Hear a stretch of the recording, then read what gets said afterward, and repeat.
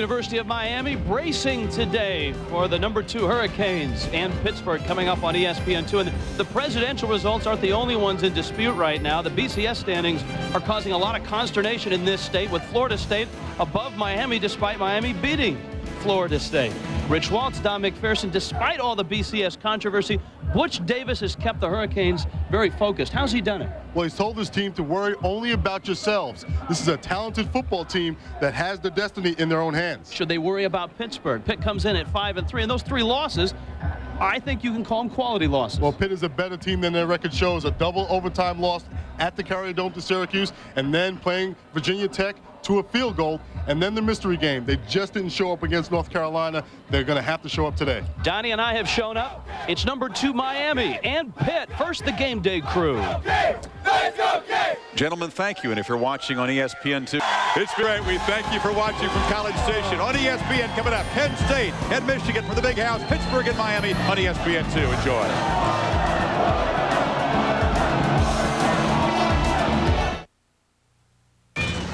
Controversy continues to swirl here in South Florida. Many are outraged at what they consider a tainted ballot. The trailing opponent has won the popular vote, but still trails his bitter rival in the chase for the ultimate prize. Right now, let's join a spokesperson for the Miami delegation and get his thoughts on what he claims is a confusing and erroneous ballot.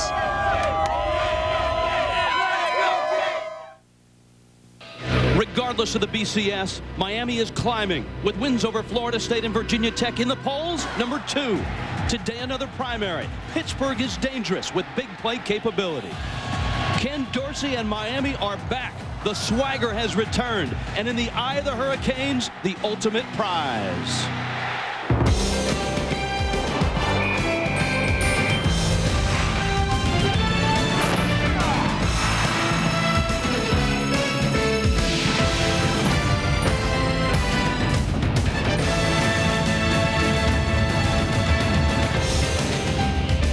The Orange Bowl in Miami. The Panthers of Pitt at 5-3. The #2 Miami Hurricanes. #2, that is, in the polls. In the BCS standings, Miami trails Florida State despite having beaten Florida State earlier this year.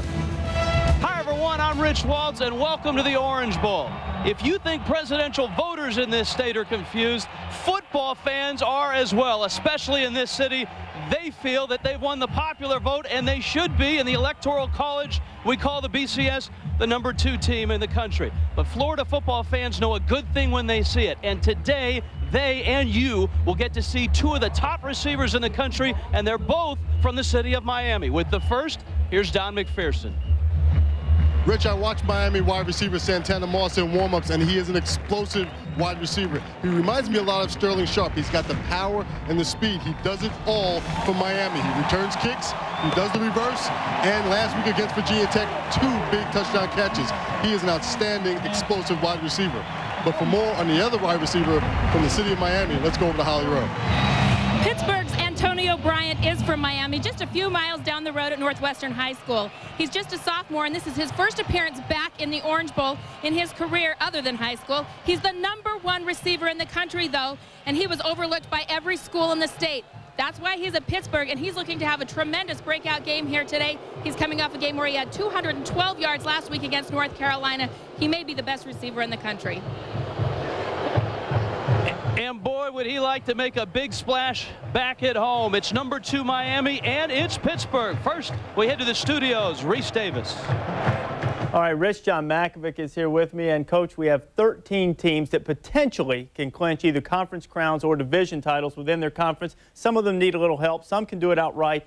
You like to call this championship time, don't you? Oh, this is crunch time. If you think the presidential candidates have a little pressure on them, this is the toughest week in college football for coaches, because they're fighting to keep their jobs, they're fighting for bowl games, they're fighting to get into the conference championship game. And next week, a lot of this will be over. The ballots will be in, so to speak. But this week, I think we're going to really feel the coaches and watch them today as they have to make tough decisions. And none of them will be willing to make concession speeches either, I would wager. Not at this point. We've got a full lineup here on ESPN2. John and I will be here with the anchor at College Football Today's scoreboard immediately following Pittsburgh and Miami. Then women's soccer, Canada and USA, they say it's a friendly. Things will turn decidedly more hostile when number 20 Colorado State, one of those teams that can clinch an outright division title or a conference title in the Mountain West, taking on Air Force. And then we'll move to the SEC, LSU and Ole Miss, still with designs on the SEC West crown. We'll have that for you at 9 o'clock Eastern time from Oxford. Coming up right now, supernatural and smooth, he is Santana. Moss and the Canes coming.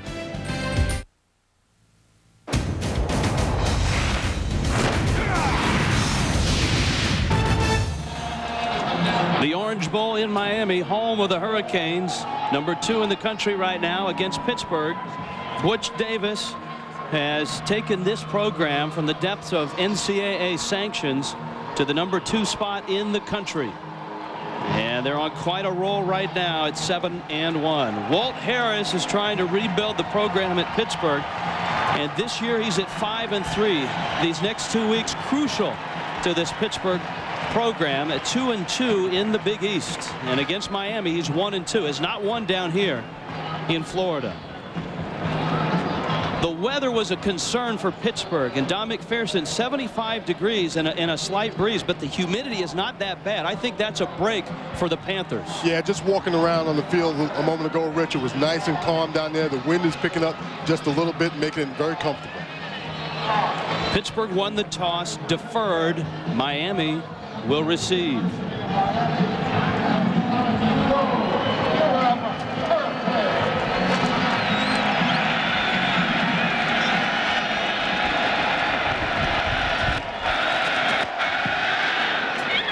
And we are underway.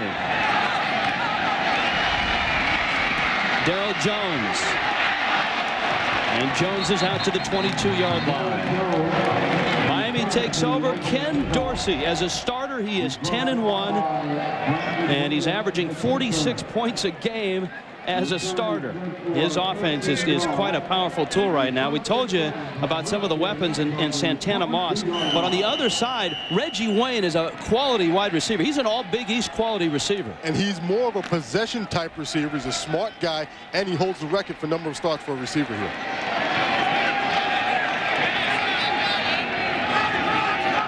James Jackson behind Najee Davenport. And it's Jackson who stumbles to the 23-yard line. Mike White made the stop for Pittsburgh. Walt Harris couldn't stop talking about these 2 offensive tackles, McKinney and Gonzalez. He loves these guys. Yeah, and both of these guys did an outstanding job against Virginia Tech. The quality offensive line who give Dorsey plenty of time. And they must watch Brian Knight, one of the best pass rushers in the country, 9.5 sacks this year. And he's a guy who knows how to come off the edge real strong, so they'll keep an eye on him. Pittsburgh must get pressure on Dorsey. Moss in motion. Jackson the carry. And he's stopped at the 24-yard line. The Pittsburgh defense is ranked 3rd in the Big East. They have 3 quality linebackers, not a senior among them. Amir Purifoy in the middle. Beinecke gets the start, and Gerald Hayes on the outside. This is the question mark for Pittsburgh. Their secondary, and especially their corner. Shante Spencer is a freshman. Sean Robinson, a sophomore. That's not good when you're going against Miami. No, it's not good, and they're not as fast as those Miami receivers, so they have a huge task today. Miami faced with 3rd down and 7. Here comes a blitz. Dorsey completes it. It's caught out to midfield. A sliding Reggie Wayne with a first down.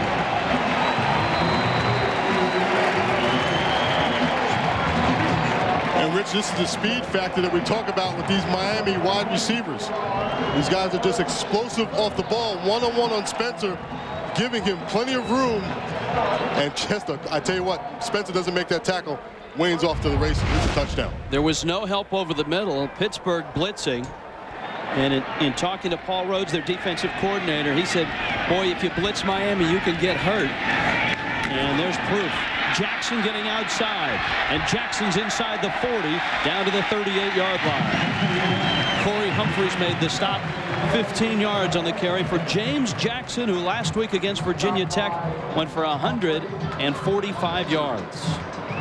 And they have some very, we talk about the receivers and the speed of the receivers, but these running backs, Davenport and Jackson both, and then Portis, if he gets a shot today, are all outstanding and very fast on the corners. First drive of the ball game, number 2 Miami on the move. That one is dropped. Darryl Jones was the intended receiver, and it's incomplete. A low throw. Ken Dorsey doesn't miss much, though. He's 57%. He really, I mean, he's a sophomore. People think he's been here longer than he was. He was a redshirt freshman last year, or a true freshman last year. He's really a redshirt freshman in terms of age right now. And Butch Davis says he doesn't play at all like a freshman or a redshirt freshman. He's very poised. This is start number 12 for Dorsey in his career. Jackson to the 36. Brian Beinecke made the stop. It was a disappointing loss last week for Pittsburgh against North Carolina, but both Paul Rhodes, the defensive coordinator for the Panthers, and Walt Harris said the defense played very well last week. 3rd down and 9.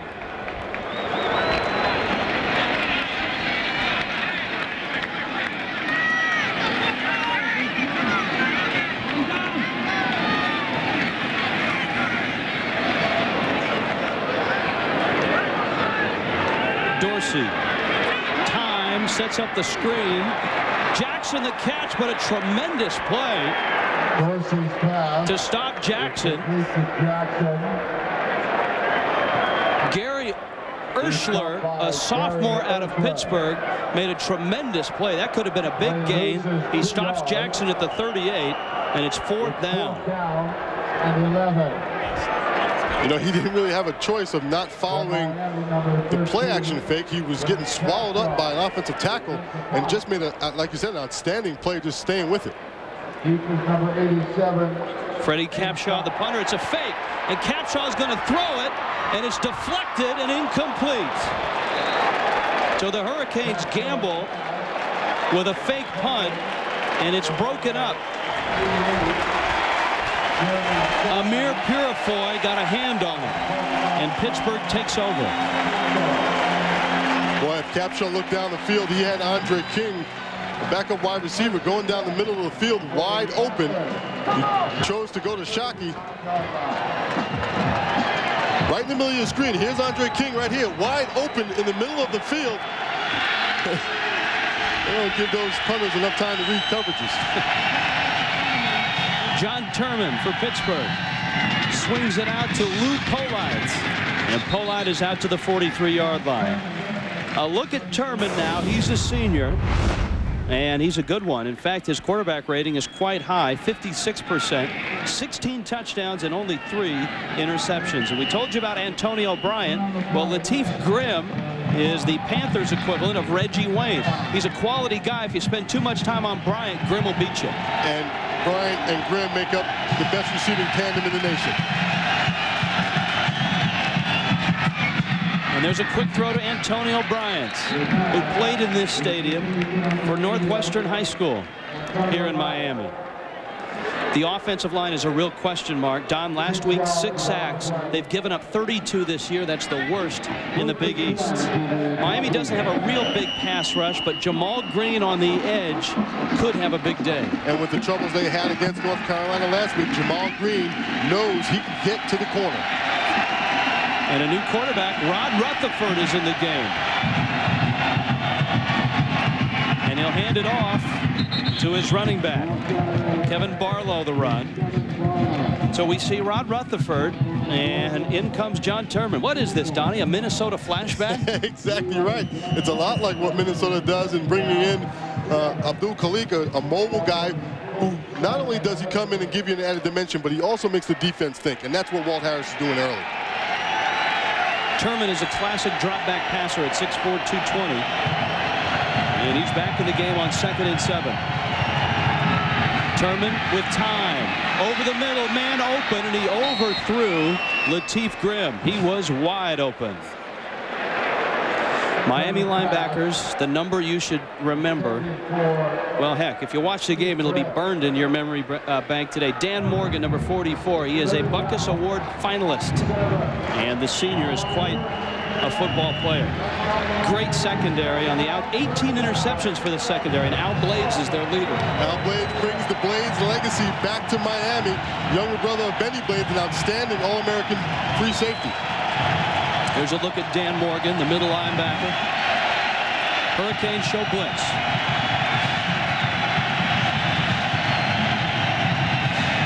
Turman, lots of time, dropped. Antonio Bryant, who did not have a good game against Miami last year. And he drops this one. Rich, Pittsburgh cannot afford these kinds of mistakes early. Wide open, Bryant has to pull that ball down. They're not going to get too many of these opportunities as this game goes on. Here's an opportunity with Andy Lee getting set to punt. An opportunity for Miami because Santana Moss is deep and they hit the punter. Flag is down and the ball bounces out of bounds. The question is it a 5-yard, which would not be a first down, or a 15-yard, which is automatically a first down? I think they'll get the 15-yard type because 2 or 3 guys ran into him. Personal foul, and Jim McConaughey says that's 15 yards, though Butch Davis doth protest. I don't know if he said doth. Personal foul. Roughing the kicker on the defense. First down. You see why you get the 15-yarder. When you get 2 or 3 guys running into him, 1, 2, 3, 4 guys in the area, and they took him out pretty good. Again, Rich, Pittsburgh is getting yet another opportunity. They missed Latif Grimm on the deep route over the middle, then the drop by Bryant, and now a penalty that gives them more life. They have to take advantage of these mistakes and these opportunities early. Panthers have to be happy with the fact that they've been able to give John Turman time, though, to find those receivers. 1st and 10 at the Miami 32. Turman again with time. Overthrows his man. It's incomplete. Lou Polite. Rather, it was Chris Wilson, the tight end, the intended receiver. 2nd down and 10. John Turman grew up in Walnut Creek, California, which is the East Bay of the San Francisco Bay Area. He went to junior college at Los Medanos Junior College. And the interesting thing about Turman is he played high school football about 15 minutes away from Ken Dorsey, the starting quarterback for Miami, who played at Miramati High School in Orinda, California. It's also in the East Bay. And here they are in the Orange Bowl in a very important Big East battle. Dustin Pachotti, the carry. Dan Morgan in on the stop. Miami stopped by 55, Jamal Green, and 48, Chris Campbell. 3-yard advance on the run. 3rd down now. 3rd down and 7. There's a look at Ken Dorsey. Different paths for these quarterbacks. Dorsey was highly recruited out of high school, while Turman went from high school to junior college and had a great junior college career. 3rd down. Here comes a blitz. Turman. Picked off. It's intercepted. Philip Buchanan. He's 20. He's in. Touchdown, Miami.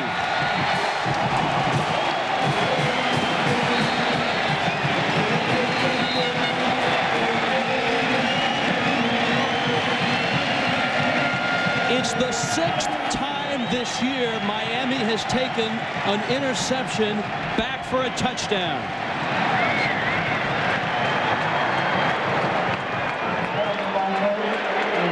Buchanan and I think a few of his mates were flagged for celebration. And that's part of that Miami swagger that you talked about earlier, Rich. These guys are talented. They went into the end zone, dancing into the end zone. That's going to make a long point after kick.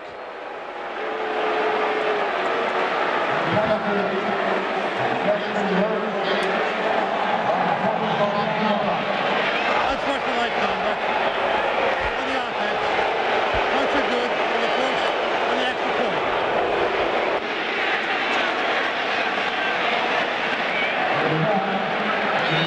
This is a Miami team that just has so much speed on all sides of the field, and that's why they return these interceptions for touchdowns.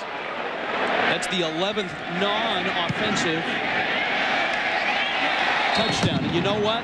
It cost them a point. Butch Davis is not happy about that. The Miami Hurricanes have come up big on defense again. And Miami, number 2 in the country, on the board first against Pittsburgh. 6-0, number 2 Miami on top of Pittsburgh. And for the Panthers, a disastrous screenplay, which turned into 6 points. And it was really a scramble by Turman. See, he can't see the corner right now, Buchanan, because he's shaded by the pass rush. So Buchanan comes literally out of nowhere for Turman. And you don't think Miami wants this game. You don't think they want to prove something to the people at the BCS. Look at Damian Lewis, 92 right there, no helmet. What's he do? He goes down the field and makes a block for Buchanan. That's a great hustle by the headless defensive lineman. Well, helmetless at least. There's a look at Turman. John Turman was pulled from last week's game, but it had nothing to do with his performance. He's diabetic, and he was sick most of the week going into North Carolina. He had to take IVs at halftime, and Walt Harris felt that he just wasn't right physically. That's Rod Rutherford, who is the backup quarterback. Returns the kick out to the 19.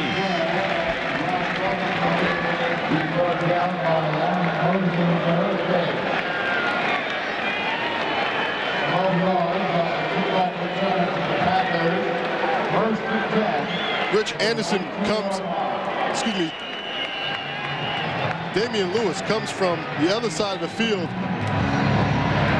Just a tremendous hustle by this kid.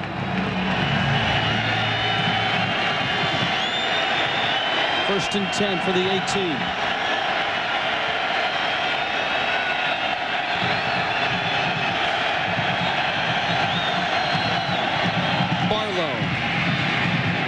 Runs into Morgan at the 21-yard line.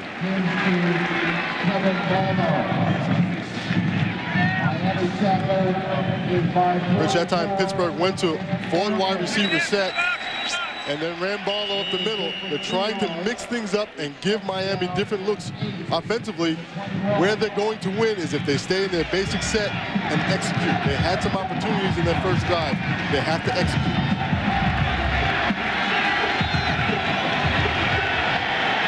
That's what that guy does best. Dan Morgan.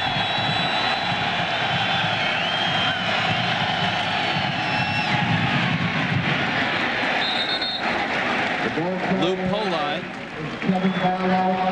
now to the 24-yard line. Dan Morgan has made a lot of tackles in his career, and with that tackle, he has just passed George Myra Jr. for first all-time in Miami history. He is a Butkus Award finalist. Keith Adams of Clemson, Rocky Thomas of Oklahoma are the other finalists. Third down.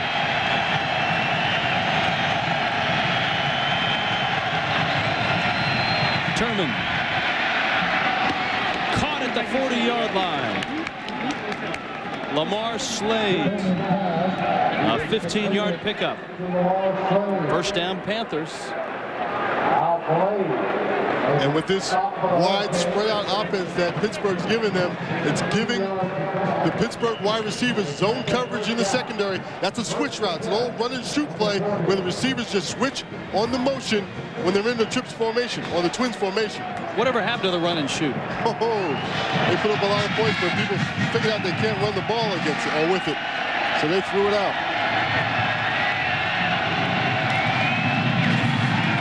Turman a quick throw, and it's dropped.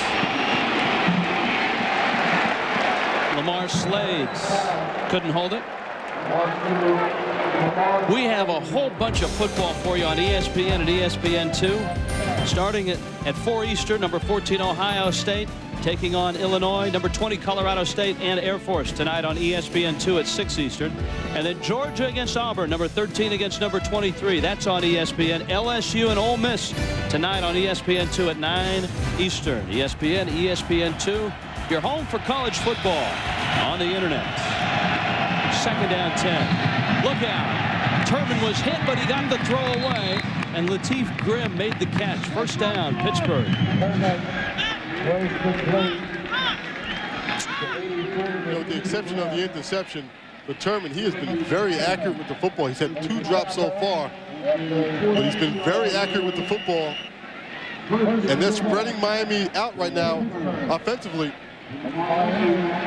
Mike Rumpf putting on the pressure.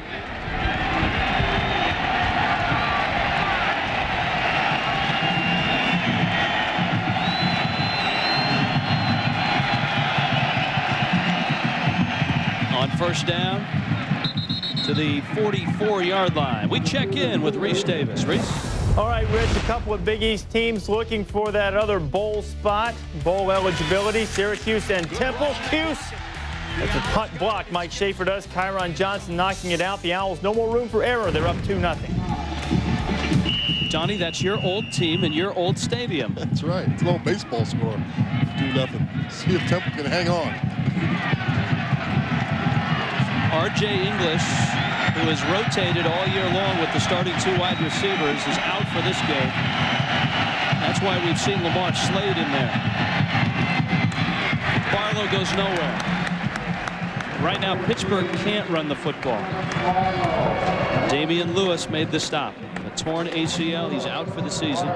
Pittsburgh is not real deep.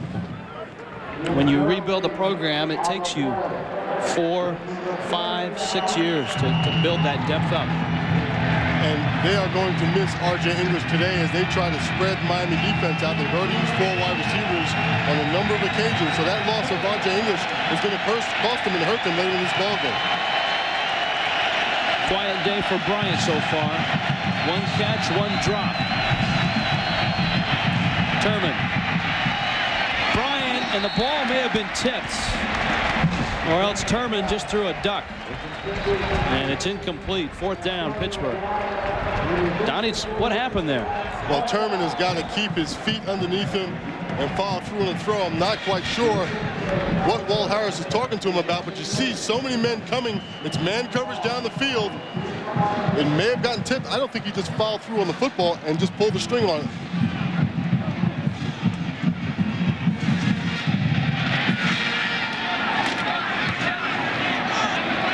Santana Moss. And Pittsburgh will cover it inside the 3-yard line. Good special teams work by the Panthers, and a nice punt by Andy Lee, 43 yards. 6-0 Miami. The Miami Hurricanes are whirling towards a shot at the national championship. Can Syracuse knock the wind out of them? Miami versus Syracuse at 6:30 next Saturday on ESPN. ESPN2's presentation of college football is brought to you by 1-800-CALL-ATT for collect calls, and by Red Zone from Old Spice. Intense protection for intense people. Well, it's mid-November, and this sure doesn't feel like college football. Close to 80 degrees right now. 6-0. Number 2 Miami on top of Pitt.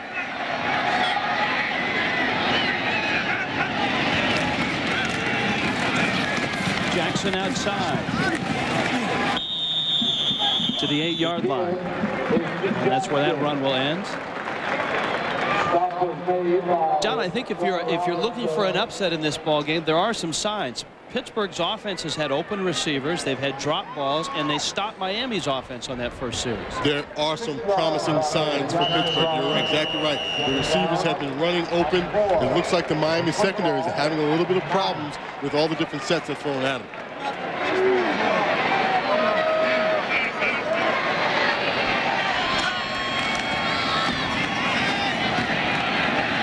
Jackson to the 11. And it will bring up 3rd down and about 2. Let's check in with Holly Rowe. The offensive coordinator for Miami, Larry Coker, has been around some pretty good backs. Barry Sanders at Oklahoma State, Eddie George at Ohio State, and Edgerrin James here at Miami.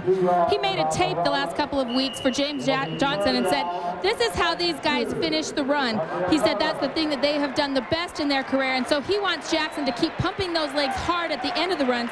He's done that on his last 2 carries. And Holly, I think Jackson wants to be included on that tape in about 3 or 4 years when Coker shows it to his next running back. This one ends up about the 13-yard line. Brian Beinecke made the stop, and Miami may be short of the first down here. I think they are short. And this is, again, you mentioned the Pittsburgh defense stepping up. This is an impressive stop so far. Here's a look at James Jackson, the senior out of Belgrade, Florida. And the Hurricane punt team comes on. So Pittsburgh defense should get the ball back in a good spot. Now flags go down. Movement up front.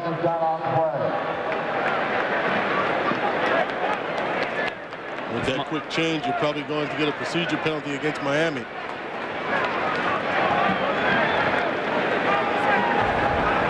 Dead ball.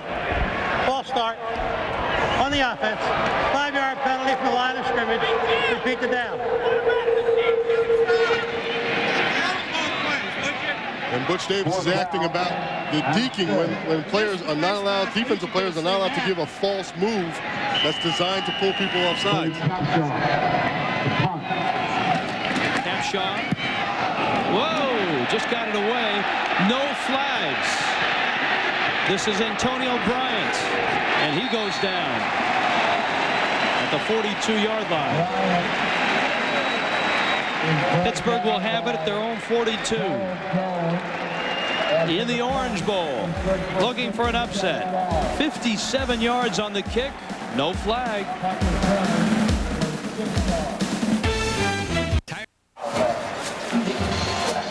The swagger is back, so to speak. 6-0, number 2 Miami on top of Pitt. I've never seen cheerleaders wearing shades. They're cool cheerleaders. Only in Miami. Ken Dorsey on the bench because Pittsburgh has the ball now, and John Turman takes over. A little lead option. Barlow. That's the best running play that the Panthers have had today, and he's out close to midfield. 7-yard pickup. Barlow is a guy they'll throw the ball to, and he's averaging 81 yards per game on the ground. The man that has the big play today, Philip Buchanan, made the stop. And I love these games in November when coaches pull out all the stops. John Turman running the option. This is something they only do in November. Turman at 6'4", 220. A look at Barlow. He's had a good year. And they'll hand it to the big fullback, Dustin Pachotti. To the 49, he'll lose a yard. Miami is good against the run and good against the pass. And you look at Morgan right there, only 113 yards a game on the ground, and there's a big reason why, 44. And I'm very surprised that Pittsburgh right now is running the ball as much as they've had. They've had people open in the pass game.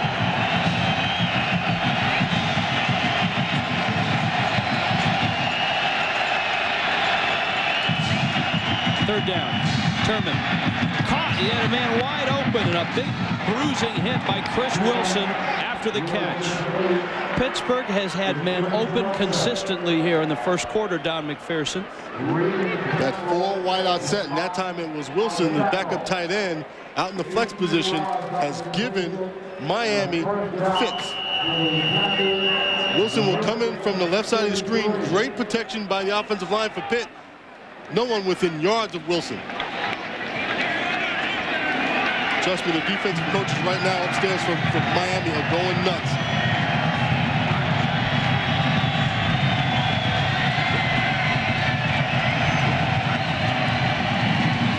Turman a quick throw and a catch at the 28-yard line. Antonio Bryant made the catch. his second of the day. It was a classic when we watched it, Donnie, and it's an instant classic, so we can watch it again on ESPN Classic. Last Saturday, the Michigan Wolverines, the Wildcats of Northwestern, and one of the craziest finishes I've ever seen in a college football game. 9 Eastern, 6 Pacific, Wednesday. Call 1-800-CLASSIC. And there could be no better name than Instant Classic. I was in the airport in Chicago. I was in Minnesota airport. Unbelievable excitement in the airport. Everyone watching this great finish. Barlow on a draw goes nowhere.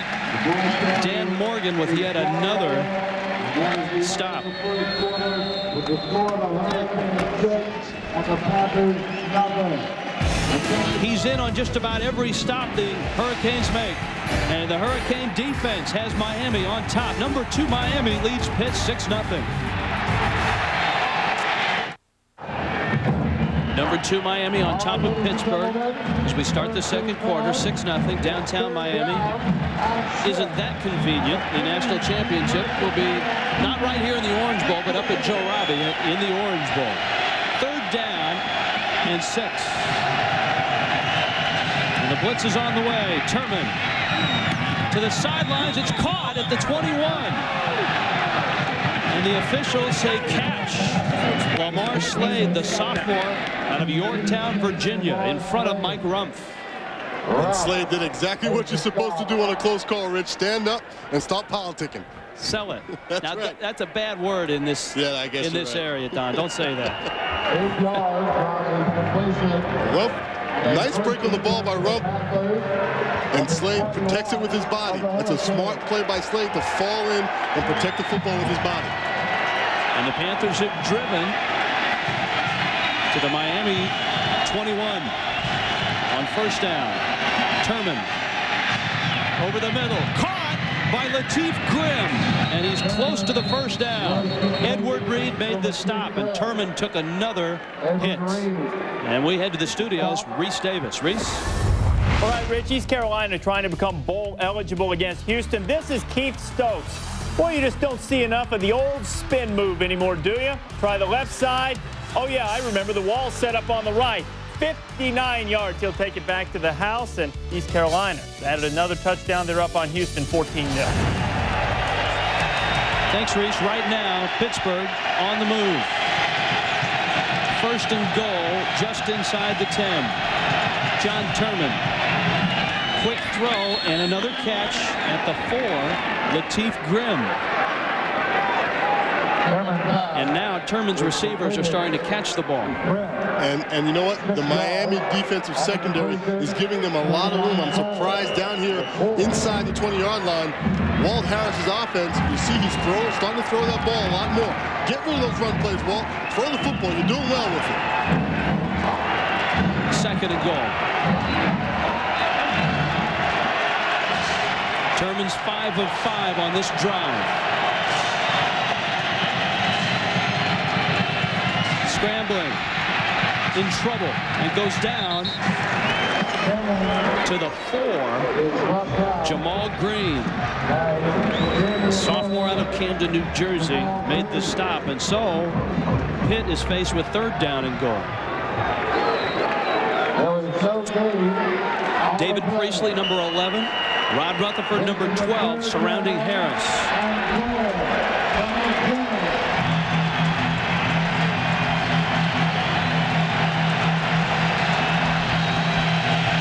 Third down and goal.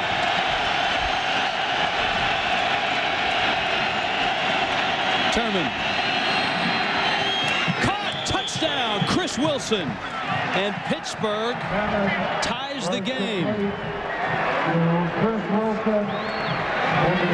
John Turman has come back from that interception and very cool and methodically goes down the football field. Nothing fancy, throwing the ball accurately down the field.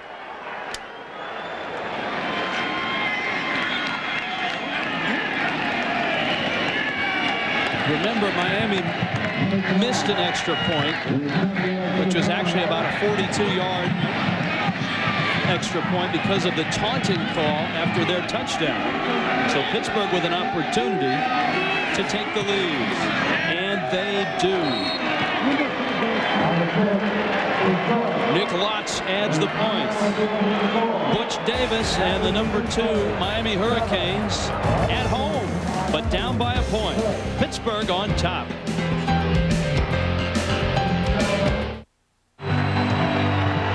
Back in Miami, where Pittsburgh leads Miami 7-6, and here's the reason why. Here's Wilson, the tight end. He's one-on-one with a defensive back, Reed.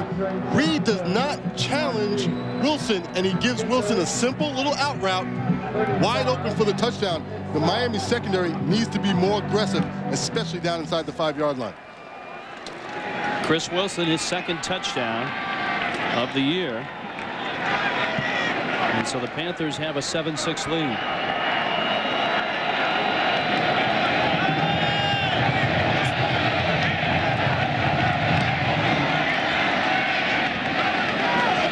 Darrell Jones. Jones out to the 32-yard line. And Miami will have it on 1st and 10. We check in with Holly Rowe. Guys, we asked the coaches yesterday if being number 2 in the country has given Miami its swagger back. The coaches said the older players have done a nice job keeping the younger players humble. But the last 2 drives down the field, I'm seeing a lot of talking. The secondary for Miami taunting the receivers of Pittsburgh. They started making big plays. Maybe they need a little more humility right now. They could have used it on that interception return. It cost them a point. Dorsey. Nice catch. Jeremy Shockey, the tight end, right near midfield. And a good throw on the move by the sophomore quarterback. Shockey's a tight end, they say, is a wide receiver impersonating a tight end. He's a lot like Kevin Wilson for Pittsburgh. He's not that big of a guy, runs great routes, and has tremendous hands.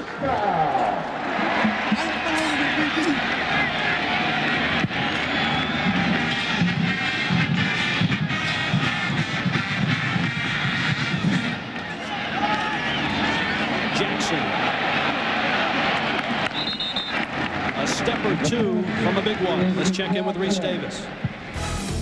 All right, Rich, in the SEC, Scottsfield and Starkville, Mississippi State and Alabama, Dogs on the move. DeCenzo Miller. Boy, nobody home for the Tide defense. Dogs up 7-0 halfway through the first. Tennessee by the same score over the Hogs. Casey Clausen to David Martin. All right, Reese, Miami on the move. 2nd and 4.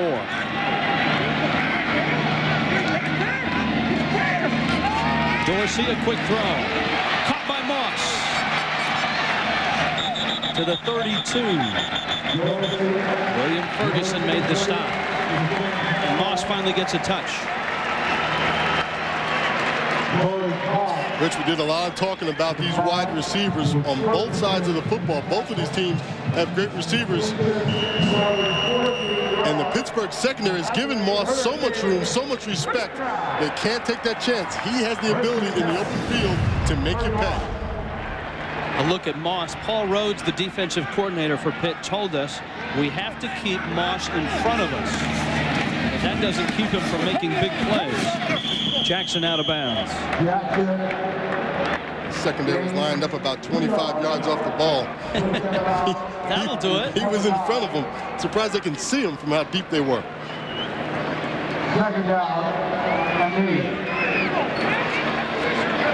Pitt has had some close calls this year. The 3-point loss on the road to Virginia Tech. Michael Vick played almost exactly a half of that game. He came out with a few seconds left in the first half. And Virginia Tech won on a late field goal.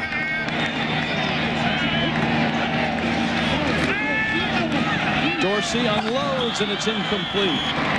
Najee Davenport couldn't hold on. And Pitt's going to take their chances with blitzes and pressures. That time they brought Williams off the corner, the outside linebacker, and put him right in Dorsey's face and didn't allow him to set his feet and get his pass off. So it's 3rd down and 9. 1 of 3 today.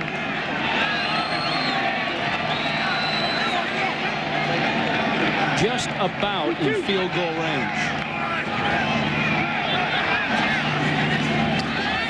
Exit time for Dorsey. A bullet. Flags follow. Reggie Wayne was the intended receiver. And he went down in a heap. And you're going to get Ferguson in the corner going over the top of Reggie Wayne.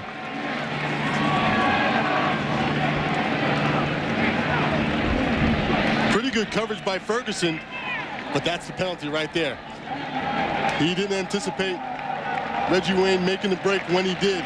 These Miami receivers will take the route deeper than most wideouts. Miami has been known for this over the years of their receivers going 4, maybe 5 yards deeper than most teams where they break their route off. That time Reggie Wayne cut it off a little bit soon, and Ferguson was all over his back. What does that do to a defensive back? It drives them crazy because they're used to teams and receivers breaking at 12 or 15 yards. Miami will go to 18 yards or even 22 yards before they break their routes. Jackson down to the 12. It's a big first down for the Hurricanes.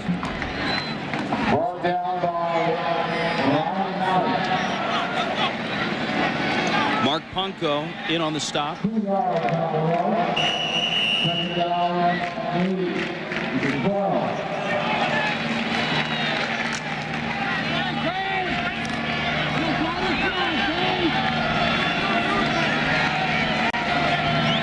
On second down.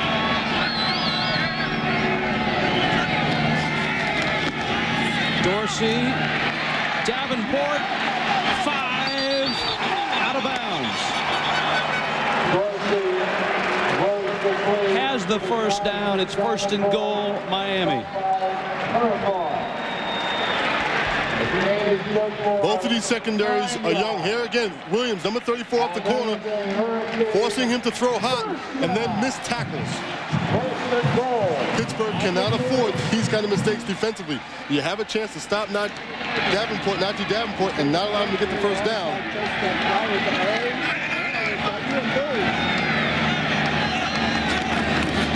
Jackson did not get in.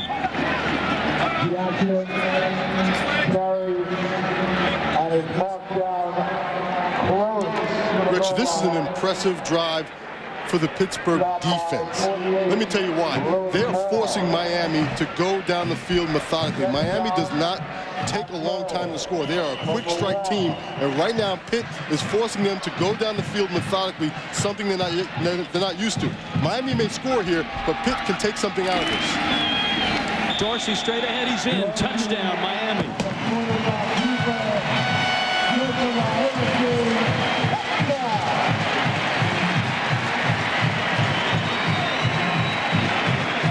And now the Hurricanes.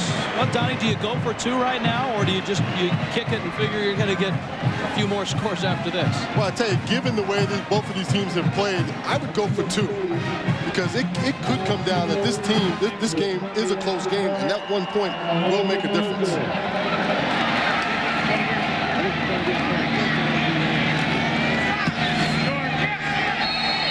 But maybe in Butch Davis's reasoning, 2 points isn't as assured as the 1, and so he takes the 1. 13-7, Miami on top. ESPN2's presentation of college football is brought to you by Buick and your local Buick dealers. And by 989 Sports, only on PlayStation. Plenty to do down here in Miami. Number 2 Miami on top of Pittsburgh, 13-7.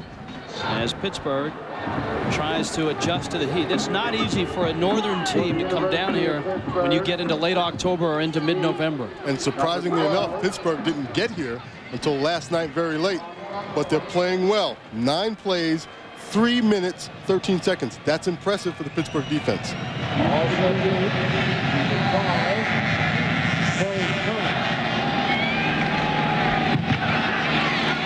Rutherford, the big quarterback, down to the 19-yard line. Down below, Holly Rowe. Guys, that last series and that last drive took a lot out of this Pittsburgh defense, and they know it. They're exhausted. One of their players, White, number 97, came over and said, "Get off the field on 3rd down." He kept screaming it over and over at his players because he knows that the longer they stay out there, the more they will not be able to battle this heat. The coaches said, catch your wind, get water, and stay off your feet. They're trying to preserve them and get their energy back.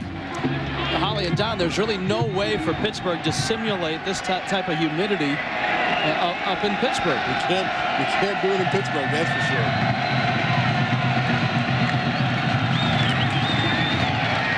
Barlow to the 19-yard line. Remember how tough it used to be for teams to come in here? They won 58 straight games in this stadium. And obviously the great Miami teams were part of it, but playing in the heat and humidity is very much a part of that as well. There's no question, especially playing in the Big East and playing teams who come from up north. It's a tough time to come down here when it's 40 degrees back home. Rod Rutherford is in, and Rutherford running the option to the 20-yard line. Cornelius Green and Chris Campbell made the stop. You know, the more I see it, the more I don't like it. Leave your starting quarterback in the ball game and win with him. John Turman did an excellent job in that last series of coming back after the interception, getting his rhythm back, being accurate with the football. His receivers made some key catches. They stick with your man and go with him. And now he comes in a 3rd down and 10 hole.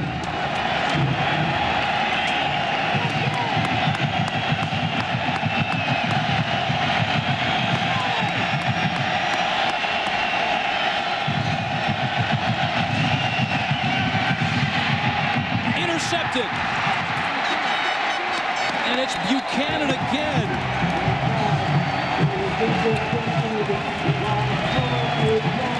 Well, Pat Buchanan got a few too many votes last week, and Philip Buchanan has a pair of interceptions. I don't think there's any relation between the two. Zone coverage for Miami. They drop Morgan in the middle of your screen. Just too many orange jerseys out there for Turman. Buchanan took the first one back 72 yards for a touchdown.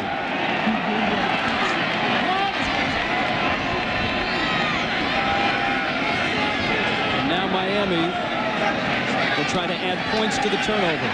Dorsey to the end zone. Caught and dropped and incomplete. No, it's a touchdown. One official has touchdown. Wait a minute. The Pittsburgh coaches can't believe it.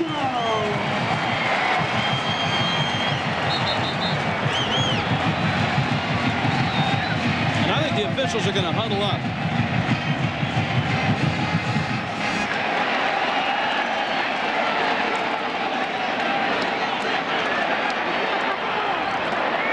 Well, one official calls the drop, but can't see the feet. That's a drop, Donnie. He never had it. And you know what? The officials just did a great job. That is good work by this Big East crew. That is great work by these officials and brave work by these officials to call it off. The feet are good, but he never catches the football. So one official's on the feet, the other one just sees the ball, knows it's a drop, doesn't call it. And the one on the feet made the call touchdown. Exactly. And Butch Davis is upset because he saw a touchdown. But once Butch sees the film, he'll probably still be upset, but that's coaches. That's right. 2nd down and 10.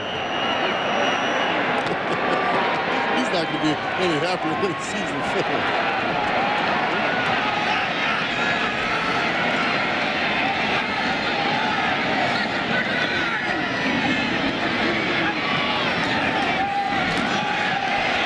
On the reverse. He's caught and dropped. What a play by Mark Punko. Short of the first down. Punko, the junior, out of Delmont, Pennsylvania.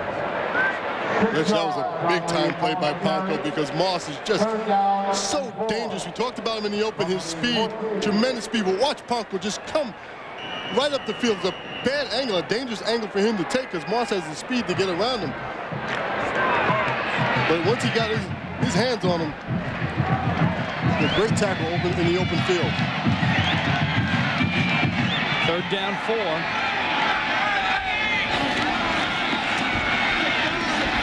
Up the middle, Clinton Portis with his first carry. And Clinton Portis is short of the 1st down. And Butch Davis is in the process of making a decision. And that decision is go for it. Number 2 is 4th down and 2.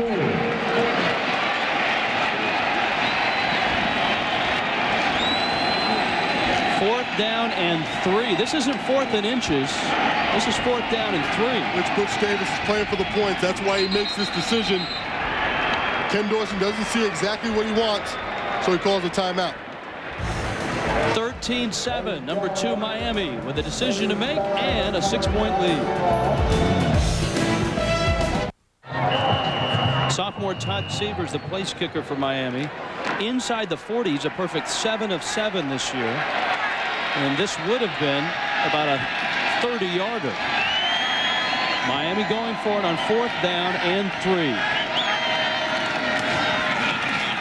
Portis in trouble, and he's not going to get it. Pittsburgh stops Miami again.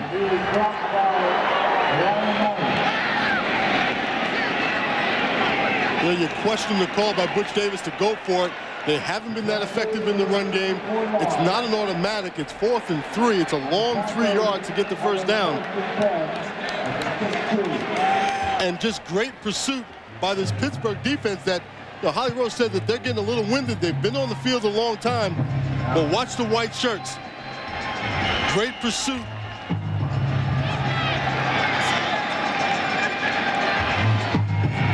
And Butch Davis sees his strategy just not work. Now the Panthers with it, and they've got to be careful about it. Terman's throw is caught out at the 40-yard line. Latif Grimm.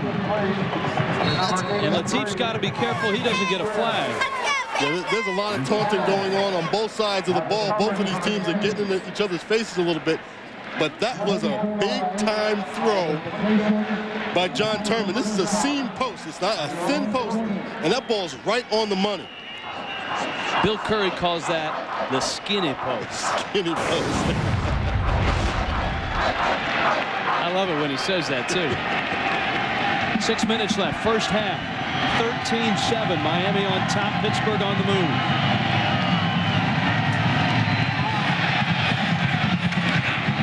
Nick Goings is out of bounds, and Nick Goings is out to the 41, and we're Goings to the studio. Reese? Oh, King Segway, be still. Penn State and Michigan.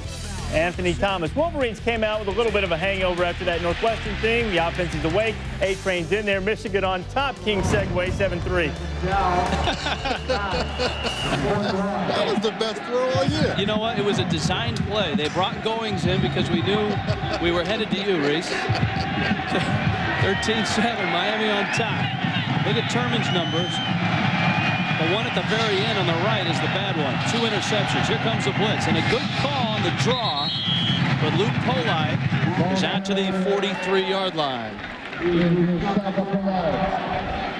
Lots more college football coming up on ABC. Today, 1 Eastern, Oklahoma against number 24, Texas A&M. Number 9, Purdue against Michigan State. And then number 6, Washington against UCLA. That's at 4 Pacific. It all comes your way today on ABC. 1 Oklahoma. And did you see what Lee Corso put on? No, I missed him today. He put the Aggie hat on. Lee Corso called for the upset. 3rd down. Flags down. Play is dead.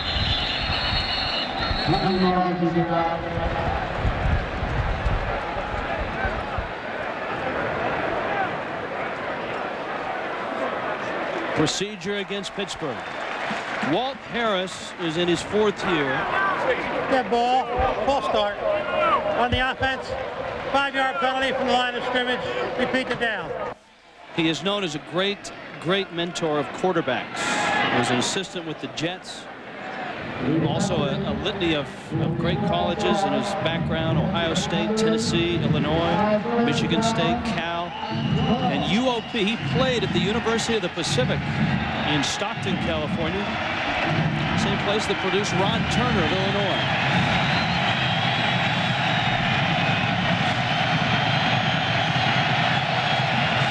Third down. Movement. Mark Brown, the left tackle, flinched. And that'll cost him 5 more. About the only good thing that's happening here. Dead ball. Ball start. On the offense. 5-yard penalty for line of scrimmage. Repeat the down. And Brown's one of their veteran guys. And you know it's pass all the way. He's on that back foot. And the only good thing about this is that it's giving the Pittsburgh defense some time to rest on the sideline. That's a good point. Hey, you don't need to put a long drive together. All right, it was 3rd down and 7. Now it's 3rd and 17. What does it do to the play call? Well, I think you go with the same play call. You're not going to stretch the field an additional 10 yards on your routes. Turman scrambling. Turman gets down to the 42. He's well short of the first down. Dan Morgan with his umpteenth tackle of the night. Hurricanes have had some trouble keeping the lids on. Matt Walters has to pick up the helmet.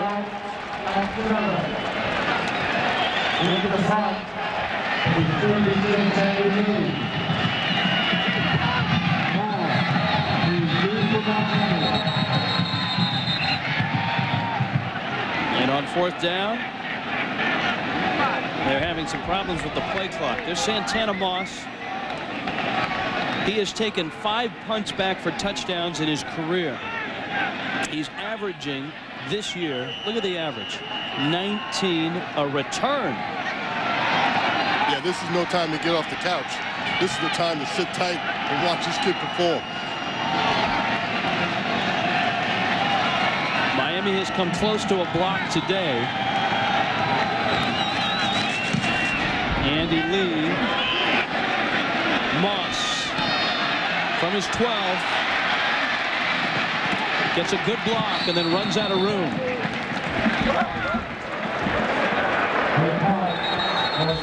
Good coverage by Pittsburgh. And there goes the helmet. Miami's on top.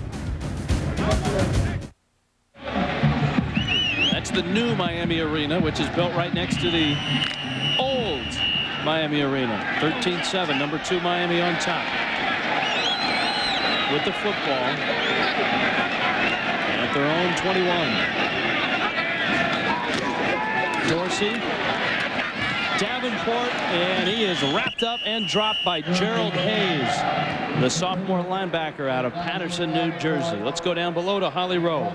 Guys, to follow up on Antonio Bryant's return to his hometown stadium, they have really taken him out of the game right now. Al Blades has been in his head, in his face all day talking to him. Every single play, every single down, they're talking to him. It seems like it's quite a distraction for him right now. He only has 2 catches for 11 yards. Not some bad politicking by the Hurricanes, I guess you'd say. All right. That's the obligatory political slant. 2nd down. And Dorsey's throw is caught by Moss. Whoa, what a catch. Torrey Cox on the coverage, 39 yards.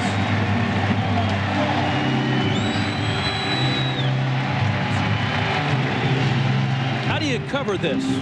Well, it's a very difficult route to cover because you have 2 receivers on the same side, and they're going to cross each other about 12 yards down the field. That's a difficult route for corners to cover because you expect one guy to come out when the other guy goes in, and they both went in. James Jackson the carry. He's inside the 35-yard line. To the studios, Reese Davis. Reese? All right, Rich, coming up at halftime, we'll take you down to Kyle Field, check out what's going on with the decibel level, and A&M has created the first break in the game against Oklahoma. Also in the Big Ten, that vaunted Northwestern offense struggling against Iowa, and Tommy Bowden to Alabama, forget it, staying put at Clemson. You know, Reese, who was on the front page of the Alabama papers yesterday was Butch Davis. And he's all of a sudden at the top, or many people speculate, at the top of Alabama's wish list. Butch Davis has kind of sidestepped it and said, you know what, I don't know that I would leave this place for another college job. Which begs the question, maybe it's a pro job that is in the offing. 13-7, Miami on top. First and goal for Miami. So Larry Jones, he is at the guard. Touchdown, Miami! Here's Walker. Walker left side. Walker. Tom Walker will score. West Virginia has done it. Here's the snap. The kick is away. It is good! Boston College wins! Last play of the ball game to the tight end, Brominski. He got it down. This kick is in the air. It is good! It is good! One of the greatest wins ever! Let that celebration begin. Butch Davis and number 2 Miami, a 13-7 lead. He told us yesterday, by no means are they looking past Pittsburgh. They've played extremely well. They beat Penn State, which is a big in-state rivalry for them early in the year that really kind of energized and jump-started their season. They had a great win against Boston College. And our players, when you play against Florida State and you play Virginia Tech and you play Washington in the schedule, our players know who the really good teams are, and they have a lot of respect for Pittsburgh. A catch by Jeremy Shockey, but he was hit, fumbled the ball back. And we'll see where they spot it. The spot is important because they were looking at a first down. And they'll spot it at the 32-yard line. So it's 3rd down and 3. This is a similar area on the field where the last drive of the Hurricane died. Moss on a screen. And he's short of the first down. All right, Don McPherson. Butch Davis went for it on 4th down and 3 instead of a 30-yard field goal. Now, right now, Miami's looking at a much tougher distance, about 48 yards. And with close to a minute and a half left in the half, they have to go for it. They put themselves in a hole, and they have to go for it. I shouldn't say they put themselves in a hole, but I think they feel like they have to get points, and they won't be satisfied with a field goal here. Going to put it up. Caught by Moss. That's quite a catch. At the 27-yard line. First down, Miami. It stops the clock as they move the chains. Miami has 1 timeout left.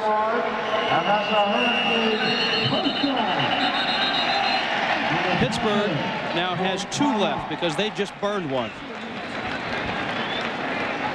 And Walt Harris wants to give his defense a chance to catch their breath. And it's a good timeout for that very reason.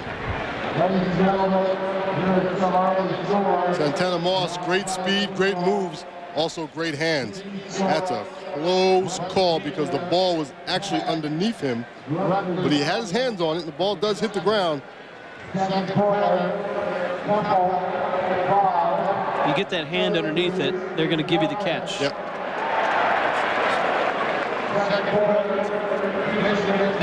Tomorrow, ESPN Sunday Night Football offensive showdown. It's the Jets and the Colts. Peyton Manning and Vinny Testaverde. There's a name that they know around these parts. Coverage begins with NFL Prime Time at 7:30 Eastern. On ABC's Monday Night Football, it's the Raiders, it's the Broncos. Enough said. 9 Eastern, 6 Pacific.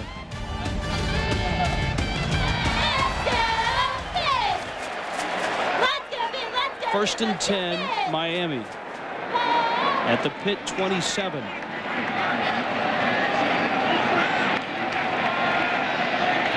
Pitt's defense has some stops today. Dorsey hit and dropped. And it's going to take a while to get these receivers back, so the Hurricane going to lose some clock.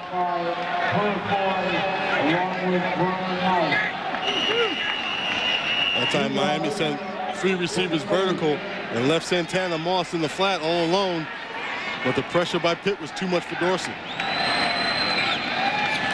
2nd and 8. Dorsey. Nice catch by Reggie Wayne. First down, Hurricane. Clock stops. Chains move. Oh, wait a minute. Now they've waved it off.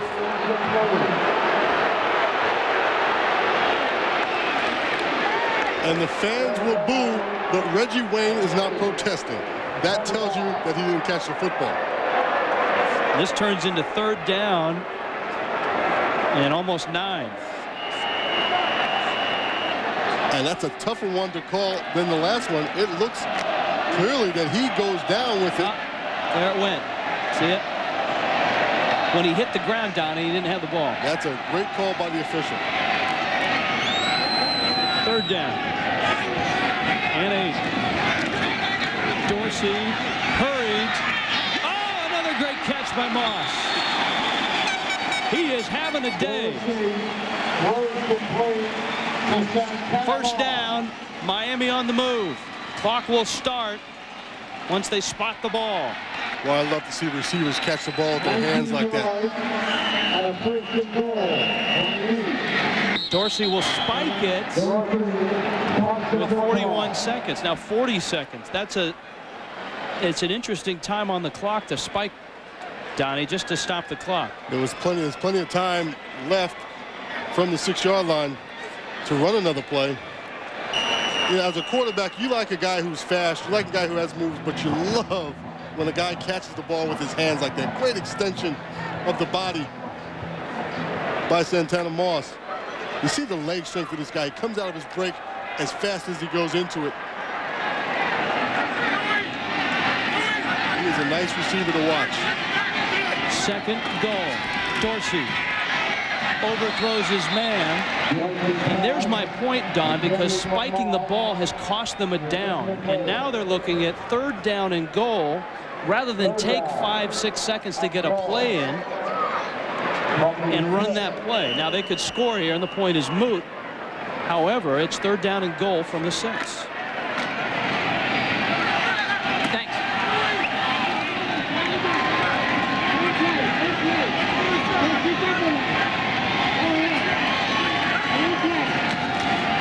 Dorsey, quick throw, caught, but not in.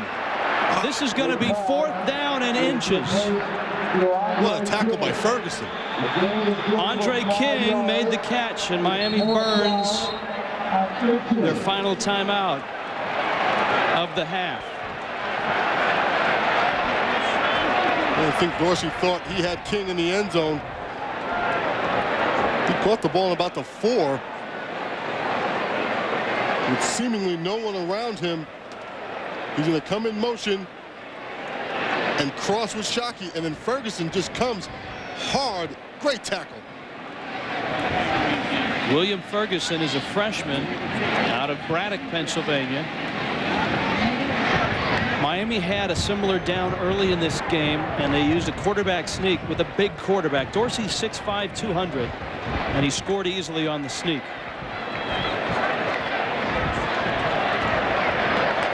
Our Buick halftime report coming up. Reese Davis, John Makovic.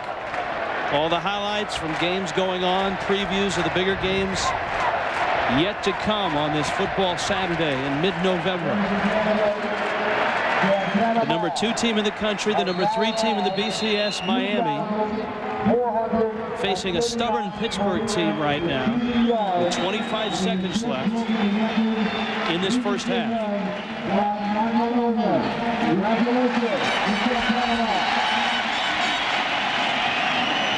4th and goal. Rich, you know I love play action pass right here, but I'm expecting Miami right now to try to go wide with James Jackson, use his speed to try to get to the cone.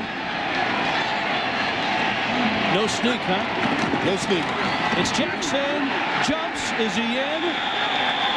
No, he's not. Pittsburgh holds. What a stop for the Panthers. Unbelievable.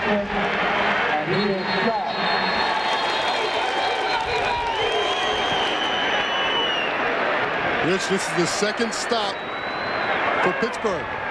Remember, Butch Davis going for it on 4th down and not going for the field goal. They just try to go straight power football, and Pittsburgh is tough in the middle. Ursula gets him as the first one in. Comes off the corner, number 28. Mike White, Joe Conlon inside, and the Pittsburgh coaches reacting. Paul Rhodes, the defensive coordinator in his first year, has to be very proud of the way his defense has played in the first half in the Orange Bowl. Ken Dorsey lobbying for that extra yard, but it looked pretty clear on the replay that Jackson did not get in. And an injured Panther right now. Brian Beinecke, the sophomore out of Youngstown, Ohio. And he's a guy they can ill afford to lose. He's a good one. Miami went 78 yards in 12 plays, ate up 6 minutes of clock, and has nothing to show for it.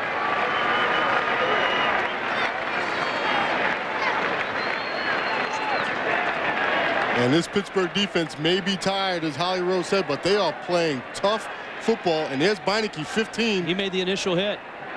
And you can see Jackson never got to the end zone. And now Pitt, who was worried about keeping Miami from getting in, has to worry about getting out. The Buick halftime report is coming up. The Panthers can ill afford 2 points, and straight ahead goes Turman. And he's out.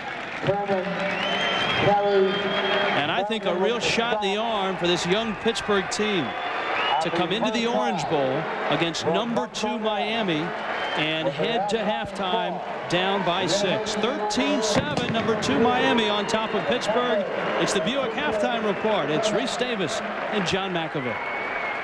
Guys, thank you. I know it's a little bit overworked, John, but it does do something for your momentum when you stuff them right there on the goal line in your house right at the end of the first half, and Pittsburgh goes in there in pretty good shape, feeling good about it. Yeah, but Reese, when you have a swagger, you don't kick field goals. You go ahead and go for it. The biggest question probably Miami had coming into this game was whether or not they could stop John Turman in the passing game of Pittsburgh, because they were ranked 103rd in the country in passing defense. But that's a misleading statistic, because actually they had 18 interceptions. They picked up 2 more today, ran 1 back for a touchdown. So pass defense-wise is not as bad as it looks. You're in stretch run form with a little zing with the swagger. We'll try to show off our swagger coming up at the half. Speaking of swagger, Oklahoma's got a little bit going into Kyle Field. Tough place to play, and it's been a tough one so far. Highlights ahead.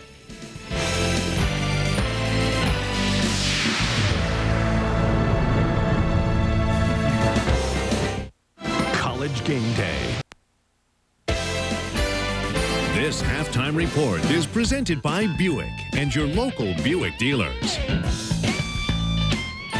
Miami up on Pittsburgh 13-7 at the break. Glad to have you with us on the Buick halftime report. Well, the marquee game of the day, I think, in most circles, Oklahoma and Texas A&M. The Aggies, they put in some temporary seating. They're trying to set a record for decibel levels at an outdoor sporting event. 128.7, John's the unofficial record. That kind of noise, is that a big advantage? Can it be? Oh, absolutely. Now, we did see one shot. It was 106.7, but that's before they blocked the punt. And that was a big number, because you're going to get it much higher after that. In 1995, we went down there and they had a 31-game home winning streak. And so all week, we pumped in loud noise and music and everything. Our coaches and players hated it. I loved it. So we would be ready. In that game, we had 0 procedure penalties. A&M probably figured the noise wouldn't bother them. They had several in that game. We upset them, won the game. They had a few, so the noise can work against the home team sometimes, but of course it can also get the juices flowing, especially if you make a play in the kicking game. Jay Ferguson is back to punt, and Jay Brooks in the all-maroon, his 4th block kick of the year, sets up A&M nicely, and from there, Mark Ferris diving into the end zone for the first touchdown of the day. Oklahoma answered with a nice Josh Heupel to Josh Norman pass. Stopped short of the goal line, ended up having to kick a field goal at 7-3 in the first quarter there. And the Aggies coming out and making that statement early and getting themselves involved in the game. Not only that, but Oklahoma had 3rd down deep in A&M territory, and with a 4-man rush, they were able to force Josh Heupel out of the pocket, made him throw the ball away, and they had to kick the field goal. And let's not forget, too, the whipping that Oklahoma laid on them last year, 51-6, a little motivation for revenge. This is Purdue and Michigan State. That is Jeff Smoker going in for the touchdown. And Purdue hoping that they could clinch a Rose Bowl bid with a victory and a Northwestern loss today, but they're trailing the Spartans, who have the top total defense in the Big Ten. You talk about whipping last year. Last year, Drew Brees threw for over 500 yards on Michigan State. They haven't forgotten that game either. Saw the Spartans struggled against Northwestern spread, doing a better job at least so far against Breeze and Purdue in the first quarter of that game. Northwestern, I mentioned them against Iowa. Wildcats, maybe a little bit of a hangover after that thrilling win against Michigan. This is Kyle McCann to Kevin Casper, the fine Hawkeye wide receiver, picks up 29 yards, becomes a leading receiver in Iowa history, still scoreless. It's 3-0 Iowa. Northwestern with the ball. Here's Damian Anderson. What is this guy meant to this club? 24 yards he ripped off there. It led to a Wildcat field goal to tie the game at 3. And Iowa trying to put the brakes on that Northwestern offensive express. 13-3. Kirk Ferentz's team up at the break. How would Iowa be able to stop this Northwestern team that seems like the rest of the Big Ten are just playing shadows against them? But Iowa's found the answer today so far. So far, Anderson with 69 yards rushing in the first half, but kept them out of the end zone. This is Penn State and Michigan in the big house. Rashard Casey down the field, finding Johnson, 31 yards. He'll pick up there, set up a 35-yard field goal. Penn State missed a couple of field goals in this game. Could have had a bigger lead. Here's Drew Henson handing to the A-Train. A heartbreaking fumble a week ago, but Anthony Thomas gets into the end zone, and then Henson going to work, looking for Bill Seymour. John, does anybody use their tight end better than Michigan within their offense? I don't know if anyone does, and they've done it for years. It's not like they just started. But did you notice how Drew Henson sat in the pocket, really looked, and found him as a secondary receiver? The A-Train over the fumble, obviously. He has over 100 yards, and Michigan's up on Penn State 17-3. Lloyd Carr trying to become the first coach to beat Joe Pop 4 straight years. Wisconsin and Indiana, first score.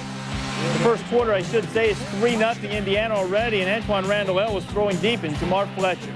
That's how you get to be a Thorpe finalist. That's how you conceivably could be a Thorpe winner. Fletcher, a fine defensive back, and now here's Jim Sorgi to Lee Evans.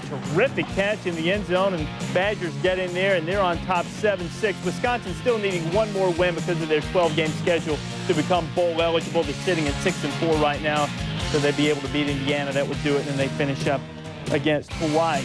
And we saw, John, that Purdue struggling a little bit against Michigan State. They sort of had a week off, bring themselves back down to earth after they played Ohio State. How difficult is it to close the deal against a couple of teams? Michigan State's good, but a couple of teams that they should be able to handle. Oh, you used the magic word should, and boy, coaches hate to hear we should do this, we should do that. Certainly Purdue's in a position where they have to play at Michigan State, which, and I mentioned, 500 yards passing last year, so they remember that.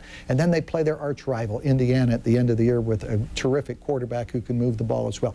Look at Northwestern the same way. I mean, these two are battling in November. And what I said at the top of the day, this is the most pressure these coaches are going to feel for the entire day. We saw it in our game where Butch Davis didn't kick the field goal at the end of the first half. That could come back to haunt him. And not only that, when you look at it from Butch Davis's perspective, maybe he's thinking a little bit about those BCS computer rankings and where they rank with Florida State. Margin of victory has a little bit to do with all of that. We'll talk about the SEC West when we come back. It has been a jumbled mess. Nick Saban, his team has an opportunity. So do the Ole Miss Rebels and Deuce McAllister, Rudy Johnson and Auburn. They're still in the thick of it. We'll try to sort it out when we come back. Welcome back to the Buick Halftime Report. Nobody truly controls their own destiny in the SEC West. Mississippi State would probably be the closest, taking on Alabama. Wayne Madkin. Well, Wayne Madkin, much more accurate passer than he has been in the last couple of years, hitting Larry Huntington, picking up 58 against the Tide defense. In the same drive, the Dogs would go to the ground and go to DeCenzo Miller. Miller finding a gaping hole through the middle of the Tide defense, tackling optional on that part of the highlight. 7-0 Bulldogs. Still in the first quarter, same score, State on the move again, and it's Madkin to Miller. Much improved play out of the quarterback position at Mississippi State, wouldn't you say, John? That is absolutely the key to their success this year. Wayne Madkin's improved play. 14-0, the Dogs on top of the Tide. Mike DeBose finishing out the string for the Tide. One more game against Auburn coming up next week. Arkansas against Tennessee, and you know how the Hogs have broken the Vols' hearts a couple of times. Tennessee faking field goal trickeration. Seth Reagan going in for the touchdown. 35-7. They're not going to have to worry about late heroics if they keep building up this kind of score. Tennessee is warming up for the bowl season. They want to finish strongly. 35-7. They're still early in the second quarter, Neyland Stadium. In the SEC West, we have 4 teams with 2 losses. Conceivably, it could get as far down in the tie-breaking system as how you did against Florida, a common opponent from the SEC East. Mississippi State has the advantage in that regard because they are the team that has beaten Florida in SEC play. Speaking of the SEC West, we're going to try to sort some of this out for you on television, starting with the Georgia-Auburn game over on ESPN, 7:30 Eastern Time. The road team has a way of winning this game. The home team hasn't won since '91. Then here on ESPN2, Josh Booty and the Tigers go into Oxford to take on Deuce and the Rebels. That's at 9 o'clock Eastern Time. So we had a look at those standings. All of those teams with 2 losses, and mathematically, all 6 teams in the West are still alive. How do you see this thing shaking out? Who do you like? Roll the dice. I think really that's what we're talking about. The only thing I see about this is we're not getting the same excitement and hype out of these games that I think the SEC deserves. And part of that is the reason they're not talking about national championship anymore. Florida is an outside choice. When they were talking about possible national championships, then everyone was excited about these games. My money is on Mississippi State down the stretch, and wouldn't it be interesting if they had a little replay with Florida after the pasting they put on them earlier? It would be interesting, and it would also help the Gators in the BCS should they get to that national championship picture. But that, my friend, is a long, long way off. Well, one guy who will not be coaching in the SEC West, Tommy Bowden. He was on the supposed short list for a replacement for Mike DuBose at Alabama. But after a couple of weeks of playing poker and staring down, not showing his hand, Bowden signs an extension with Clemson. It'll keep him on the hill till about the 2007 season. He'll be making between a cool $1.1, $1.4 million. So Tommy Bowden, the latest member of the Millionaire Coaches Club, he will stay in Clemson. Alabama will have to look elsewhere if they were looking to Clemson in the first place. Still to come here on the Buick Halftime Report. Oh, you thought you were going to vote for Bush or Gordon. You ended up voting for Buchanan. Buchanan going the other way for a touchdown. We're back after this. In the Big East, both Syracuse and Temple have some work to do to become bowl eligible and going against each other. Syracuse punting. Mike Schaefer blocked. Not sound in the kicking game. Kyron Johnson with the block. The Owls get the safety, make it 2-0. They would make it 5-0. It's 5-3 when D. Brown darts in from the 3, and Syracuse now on top of the break by a count of 10-5. Temple loses. They will be unable to attain bowl eligibility. West Virginia and Rutgers there in the third quarter. West Virginia on top in that game, 10-0. West Virginia needing a couple of wins to become bowl eligible as well. We'll stay on that theme. North Carolina and Maryland. Terrapin victory can make the Terps bowl eligible. North Carolina must win out this one, and a game against Duke. And Duke on top of North Carolina State. Carl Franks' team 0-9, 0-6 in the league on top of Phillip Rivers and State. Rivers has been hurting a bit. He's 7 for 8 for $130, so I guess he must be feeling okay. 14-10 the scores. They just started the second quarter of that game. This is Houston and East Carolina, a couple of other teams. One that can't become bowl eligible. East Carolina can, and Keith Stokes is running all over the field. My friends, you just don't go into Dowdy-Ficklin Stadium and expect to emerge victorious. It does not appear that Houston is on the way to doing that. 35-0. They're about to go to the break. A victory would make the Pirates bowl eligible. And stepping into Ivy League play, Harvard and Penn, they are tied at 21. Offense everywhere, even in the Ivy shot. Lots of offense in college football. It makes you wonder, where are the defensive players? They're all playing offense now. Well, you know, we got to score. We got to keep it exciting. Dartmouth and Brown, they're also scoring 17-14. Dartmouth on top. And Yale laying it to Princeton 14-3. Halftime of that game down at the Yale Bowl in New Haven. Still to come, going to discuss a little bit from our game. John Turman's moved his ball club, but he trails Miami 13-7 at the break.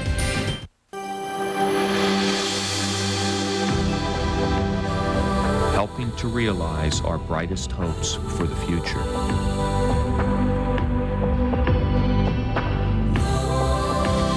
Forging better lives through research.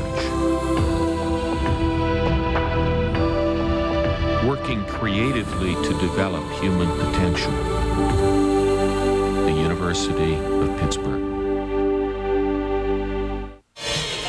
Back on the Buick Halftime Report, Oklahoma and Texas A&M. A&M got the blocked punt early, turned it into a touchdown, up 7-3. Watch Josh Heupel A little delayed on the shuffle pass to Quentin Griffin, and he gets deep into Aggie land inside the 10. And this is why Heupel is the leader for the Heisman Trophy. Watch the poise, the calm, directing traffic, and a terrific catch by Curtis Fagan in the end zone, and the Sooners take a 10-7 lead early in the second quarter. Heupel just never gets flustered, Coach. He stands there and he reads the defense, and then he moves them with his eyes, and then he throws it against them. He gets deep. You've pointed that out a couple of times. He gets deep, tough to get to him, and then when you do, he runs around there and creates a little more time. The Purdue offense still having a little trouble getting on track against the #1 total defense in the Big Ten. Michigan State and East Lansing up 9-3 early in the second quarter of that game. We'll keep an eye on that for you throughout the afternoon. We've got a second half to come. Pittsburgh hanging tough with Miami. Second half's coming.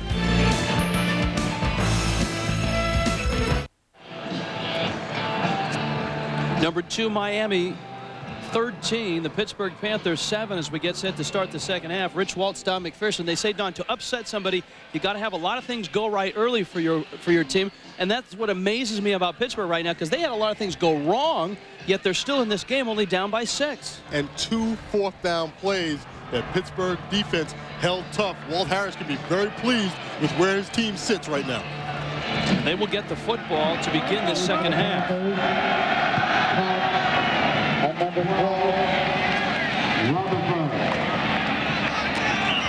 Torrey Cox takes a knee, and here's the example of what went wrong, at least the beginning of it. John Turman's throw was picked off by Philip Buchanan, and 72 yards later, Miami had a 6-0 lead. And this little dance into the end zone right here by Buchanan cost them 15 yards on the point after, and that could be the difference maker. Yeah, they missed that extra point. And there's one of the 2 of the fourth down right there at the end of the half, and Paul Rhodes, the defensive coordinator, knows that his team is now in the hunt with big plays like that on the goal line. Pittsburgh throughout the first half had open receivers, and John Turman threw the ball pretty well. He had some drops early and some success later in the half. Barlow, he breaks loose, and Kevin Barlow is out. Lost the ball. Barlow lost the football. Miami says they've got it. And they do.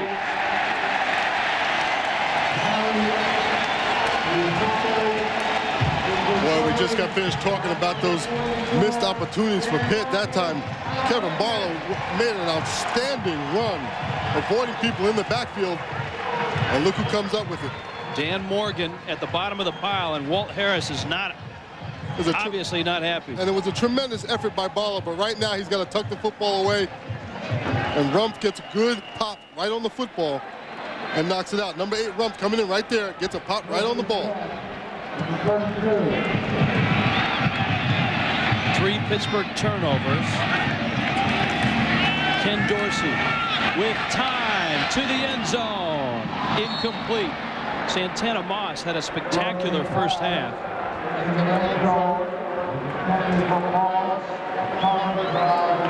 Moss, who was all over the place, had 5 catches for 77 yards. Other numbers from the first half. Donnie, what jumps out at you? Well, the 2 turnovers by Pittsburgh, it just took opportunities away from this team.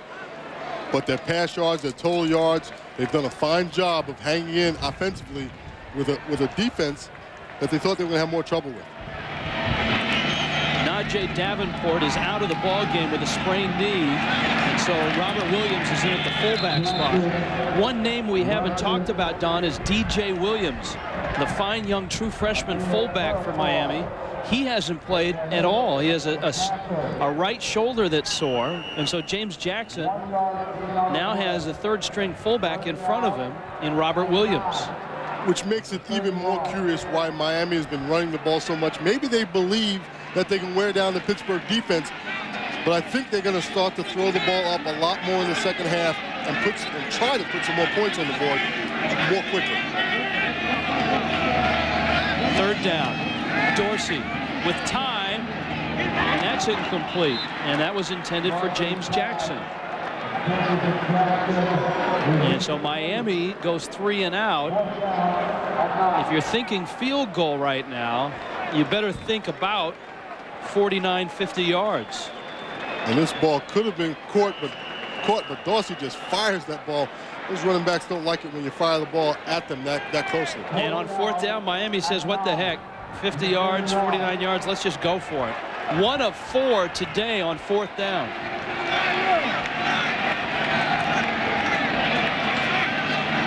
Fourth and 10. Dorsey, lots of time, and they'll get the first down.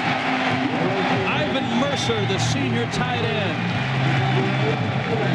You know, Butch Davis is letting it fly right now with his team. I don't get the call with a 4th and 9. You go for it, but they get it. And Miami right now, their most difficult job right now is dealing with themselves. Shockey's the big play tight end coming from left to right in the screen. Excuse me, that's Mercer, the starter. He's not known for catching the football.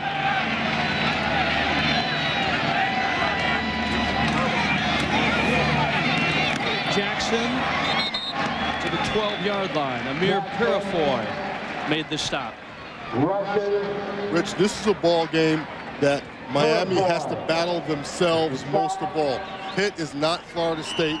They're not Virginia Tech. And they don't come in with this big mystique and a big-time game that gets you pumped up. And right now, Miami's finding themselves in a dogfight with a team that doesn't really challenge them and get in their face as much. Right now, it's all on the Miami team. 2nd down 5. Dorsey, man wide open, touchdown Miami. It's Mercer again.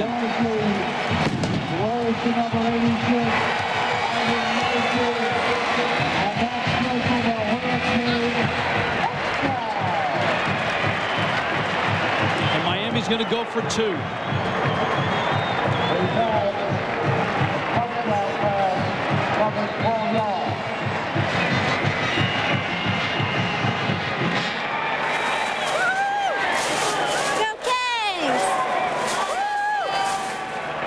Mercer's first touchdown this year.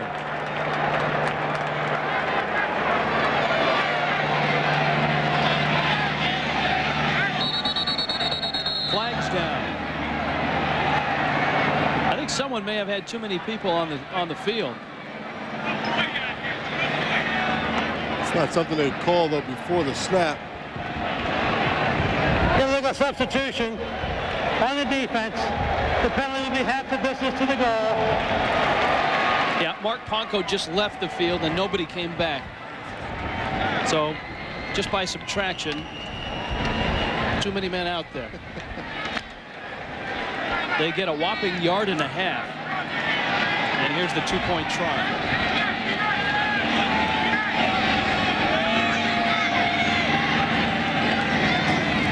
Moss in motion. Dorsey. Room to run. He's in for the 2 points. Dorsey leads the football and the touchdown conversion. And ladies and gentlemen, Ken Dorsey to Ivan Mercer.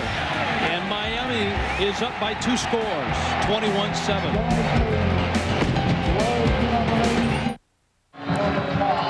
21-7, number 2 Miami scores first here in the second half. And Sebastian, the Ibis, is a pretty happy bird right now. Close personal friend of our old partner Gino Torretta. Where is Gino? Gino's in Fort Collins. I think he's getting ready for Air Force and Colorado State. Torrey Cox to one knee. Let's go back to that Miami score. Well, Rich, here's Mercer right here, but what's even more important is the flow you're going to see by a great ball fake by Dorsey, the quarterback. Watch the full flow as Mercer just comes right back across with no one anywhere near him. Someone blew a coverage. And we've been talking about Dorsey and his poise. Right now he sees he's got room to run. He's only got 1 yard to get in. Smart move by Dorsey, pulling it down and making that decision. You know, he's just like Torretta in a sense that he's a Northern California kid. He grew up probably 20 minutes from where Torretta did in Pinole, California. Dorsey is from Orinda, California. Barlow, who had the fumble on the last carry, is down to the 25-yard line. This is a huge series in my mind for Pittsburgh. And it is for this offense to get their feet back. They've given Miami an interception for a touchdown and then the fumble by Barlow in the last series. This is, you're right, an important series for them to get back in.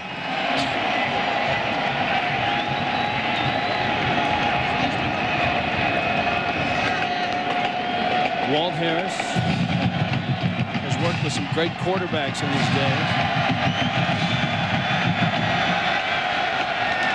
Turman, his receiver went down. Turman had to scramble, and he makes the play. Bryant makes a catch out at the 40-yard line. Al Blades, who's been the constant companion for Bryant, made the stop. Antonio Bryant, playing in his hometown, Northwestern High School, was not recruited by Miami. Last year, he said he wanted to have a big game, and he put too much pressure on himself, he said. And give Turman a lot of credit for throwing his ball over the middle of the field and finding his man Bryant, because he's thrown 2 picks already. It was a dangerous throw across his body, but a brave throw. 17 yards on the pickup.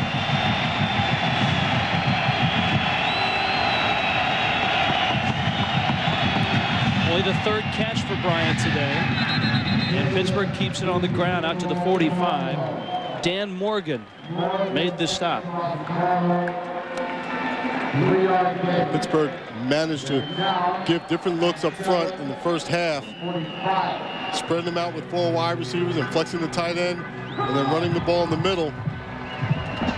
They've been more productive so far on just a few carries by Barlow in the run game.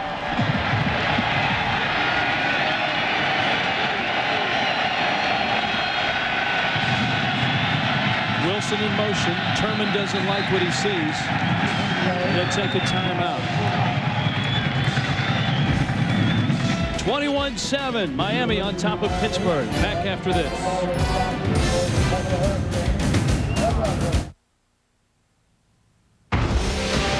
ESPN2's presentation of college football is brought to you by Mitsubishi Motors. The 2001 Galant. Wake up and drive. Welcome back to Miami. 21-7. The number 2 team in the country, at least in the polls. In the BCS, Miami, of course, number 3 by percentage points. John Turman. All day to throw. Bryant is open. Can't make the catch. It was in his hands. And it's the 2nd ball. He's dropped. Nice throw by Turman. 3rd down and 7. Holly Rowe talked about these guys in the secondary, John back and forth with Bryant. He knows that he has to win these battles. He knows he's not going to get those opportunities. He throws the hands up. I'm going deep. Ball goes right through his hands. He has to make that catch.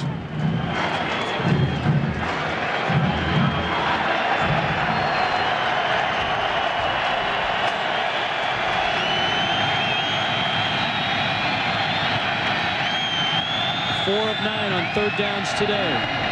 Turman in trouble.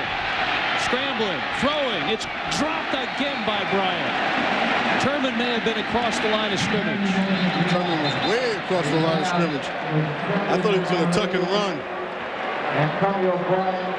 And Rich, you got to think that the Miami secondary is in the ear of Antonio Bryant. They're not just in his ear, Donnie. They're in his head. Yeah, exactly right.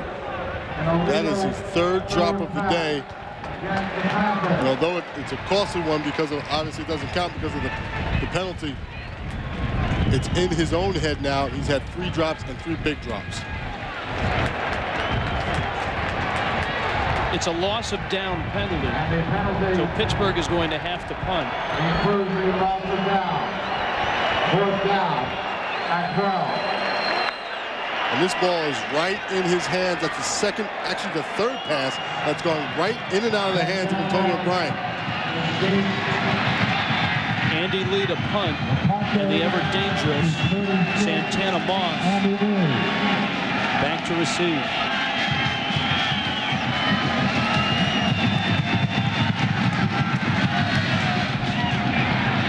Lee gets off a good one. Moss to the 25-yard line. returns the punt. 9 yards on the return. Hey, it's hoops time, Donnie Mac. TiVo preseason NIT basketball coming to ESPN. Pepperdine and Indiana. The Waves hit Bloomington at 7 Eastern. Princeton and number 2 Duke at 9 Eastern. John Thompson Jr. making his debut at Princeton on Tuesday at ESPN. For more, log on to ESPN.com. Miami ball. Their own 26. Reggie Wayne on sort of a reverse. And he's out to the 29-yard line. Let's check in with Reese Davis. Rich, we talked about it earlier. Wisconsin trying to become bowl eligible, locked up in a battle against Indiana. Jim Sorgi's in there. Brooks Bollinger sprained an ankle, and Sorgi's doing quite well for himself. Second touchdown pass of the day. That one to John Sigmund. It's 14-6. We were in Wisconsin last week, Reese, and the Wisconsin coaches are very high on Sorgi. They think that Sorgi would be a starting quarterback in a lot of other places in the Big Ten. Clinton Portis with the carry, and he's out across the 30 to the 32-yard line.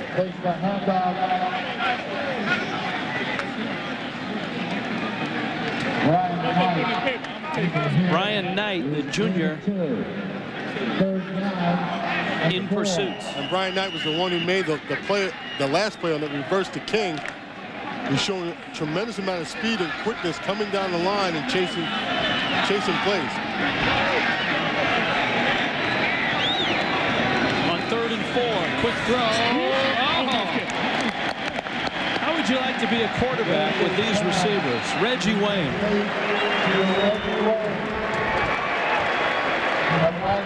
Talked about the hands earlier of Santana Moss. This time Reggie Wayne pulls a page out of that same book with great extension and hands on this catch.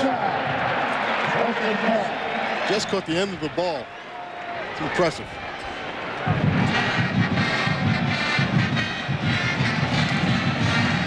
Portis straight ahead, and Clinton Portis is out to the 46. It's a gain of 7. Ryan Gonzalez made the stop.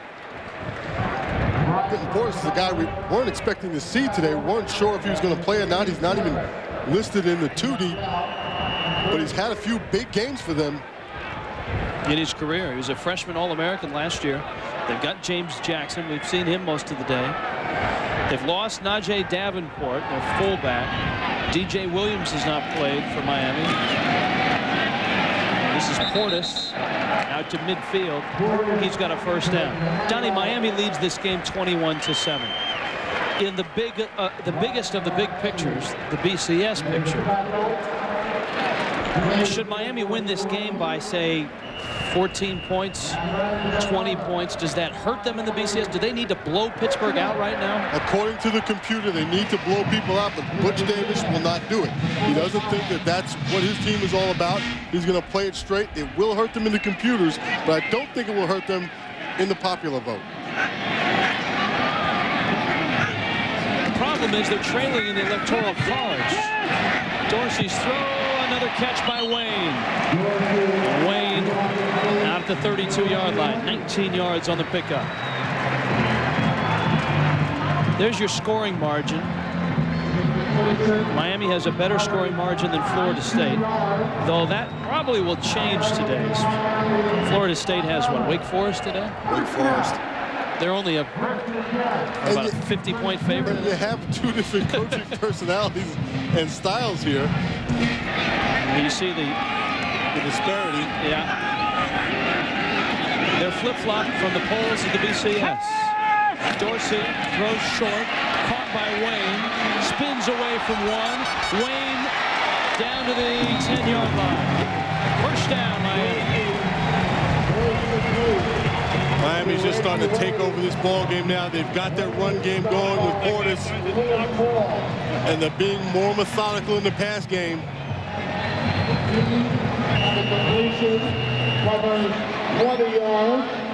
And Reese Davis talked earlier. You don't see the spin move very much, but watch Reggie Wayne. In the open field, a quick little juke, and he's gone.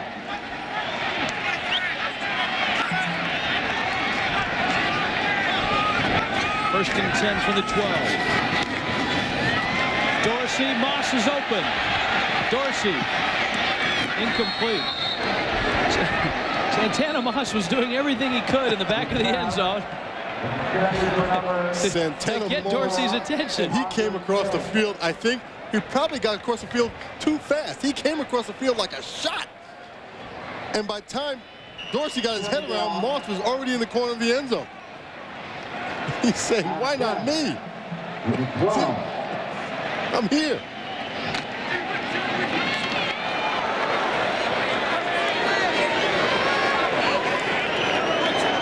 Dorsey doesn't miss much.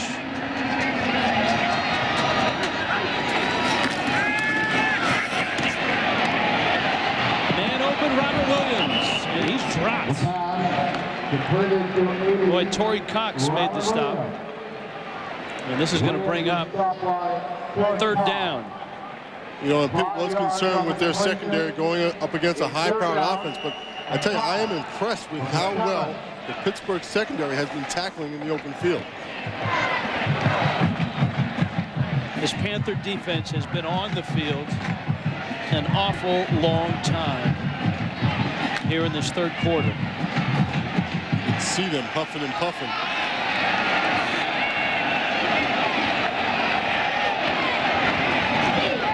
Dorsey. Caught. Touchdown. Reggie Wayne. Started with the green. Yeah, game.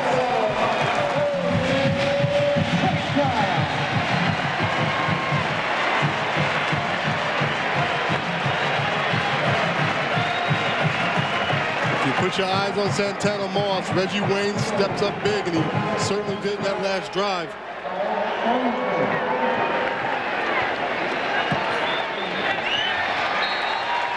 Extra point is good. And Miami, a 13-7 halftime lead,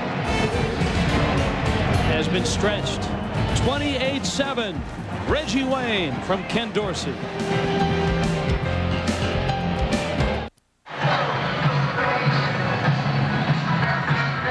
Reggie Wayne is just calling everyone to remind them that he's the career leading receiver in Miami history.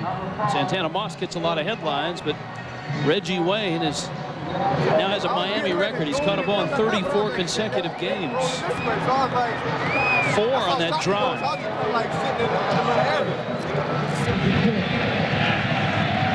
of Marrero, Louisiana is Reggie Wayne. Torrey Cox.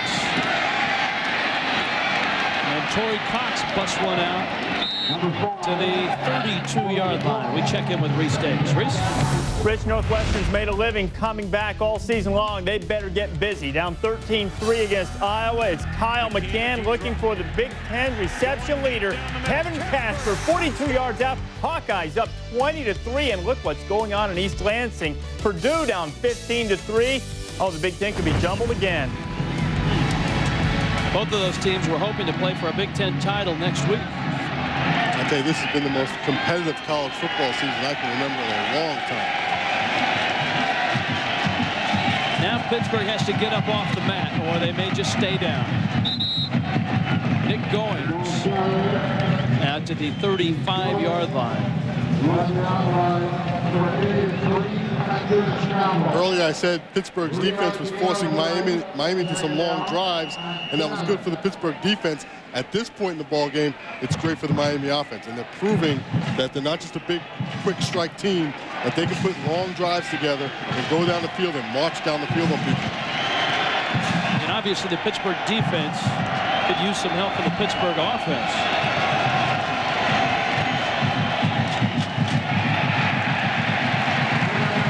Goings to the 34-yard line. Dan Morgan made another stop. 3 men are the Buckus finalists. We told you about it earlier. Keith Adams of Clemson, Rocky Calmus of Oklahoma. Miami never has won the Buckus. And Morgan said that's unreal.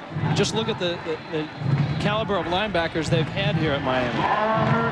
They put together a string of some outstanding defensive players. You know, those guys play behind people like Warren Sapp and some other fine defensive linemen. It clears the way for these guys to make some tackles. Third down. Turman deflected and incomplete. Mike Rumpf broke it up. Antonio Bryant, I don't think ever touched it. And you can just feel Miami's momentum right now, starting to put the screws in.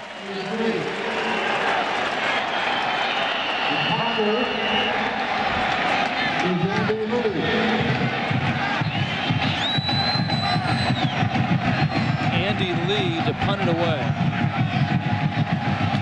Santana Moss is waiting.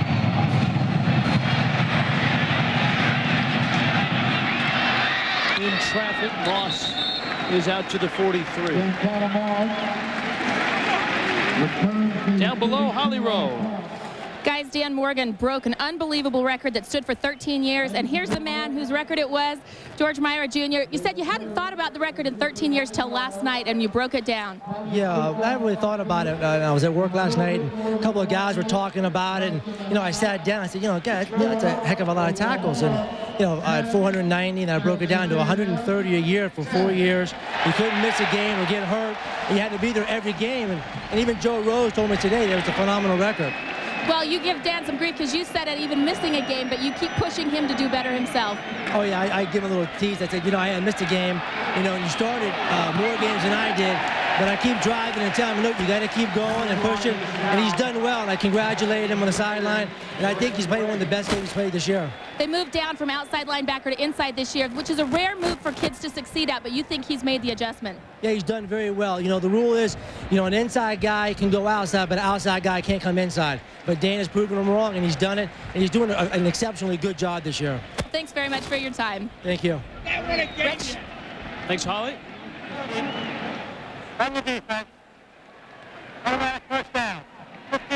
George Myra Jr., of course, his father was the great quarterback here. And Dan Morgan setting the tackle record today. I thought they left those camouflage. I thought they left that back in the 80s, the Hurricane. There's a look at the number that's been retired. Where's Toretta's number? Dorsey's throw is dropped. Robert Williams dropped it. Where's Gino's number? It's got to get up there soon. Gino Toretta is the most decorated, not just college football player here at Miami, the most decorated college athlete of all time. Got Otis Anderson and Burgess Owens, Vinny Testaverde. They just retired Bernie Kosar's number here. The Mad Stork. Why wasn't he called the Mad Ibis? Dorsey's throw is incomplete. And it's third down and 10 for Miami. There's a look at Kosar. Hendricks wore 89 when he was here. Jim Dooley. A lot of history and heritage in this stadium. I think Dorsey is kind of really fits that mold of the Jim Kellys, the Testaverde, the Kosar, the Torettas, the Craig Erickson, Steve Walsh, the big quarterback that's had success.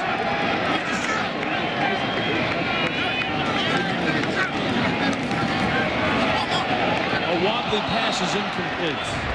And Miami will have to punt. All right, time now for our Aflac trivia question. Cue the duck. Miami quarterback Gino Toretta won the '92 Heisman Trophy. Which running back finished second in the '92 race?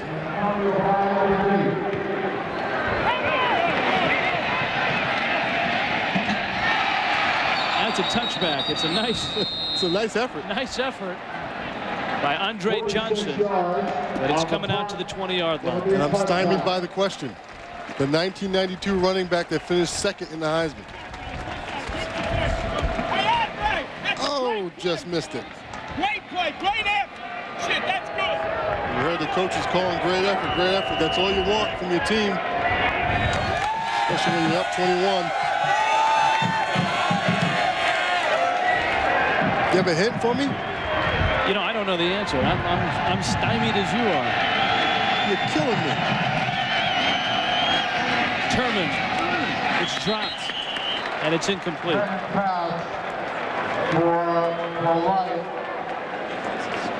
Donnie, a program that if you're a college football fan, you really should catch. A SportsCenter flashback is on ESPN Classic. It aired last week. It's on ESPN Classic on Tuesday at 7 Eastern. Remembering Marshall 30 years later. Going back to November of 1970. You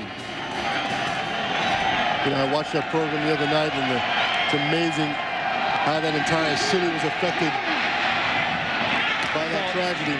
And that ball's caught by Lou Polite. And Lou Polite, with a few of his friends, make their way out to the 27-yard line. It's, Donnie, I've been back to Marshall to do 3 games, the MAC Championship the last 3 years. And it's amazing that when you go back there, still, there is that air and that, I don't want to say uneasiness, but it's an aura about that program and about that accident and about that team that still remains. There are members that were around that team, that were on that team, that were not on that plane, that have never gone back to that stadium and will not go back to that stadium still to this day. Turman, a completion to Lateef Grimm out to the 35-yard line. It's an 8-yard pickup. Pitt trying to move the ball down 28-7 here in the Orange Bowl. And that is a big completion for Turman in what has been otherwise a dismal second half so far. A few drops, especially from the big guy, Antonio Bryant. A fumble by Barlow.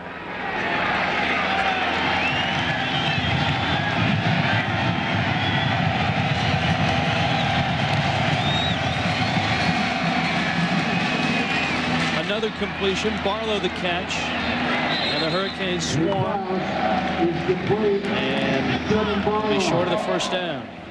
Aflac trivia answer, the question was, our own buddy Gino Toretto won the Heisman in '92. Which running back finished second? And the answer is Marshall Faulk. That's a good question. That's a Susie Hinsdale special. Marshall Faulk. I didn't think he was that old. It's Susie's job every week to come up with those questions.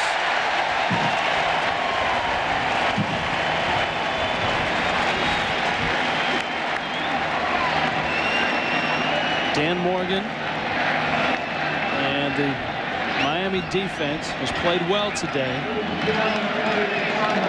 Barlow, who is gang tackled, is slow to get up.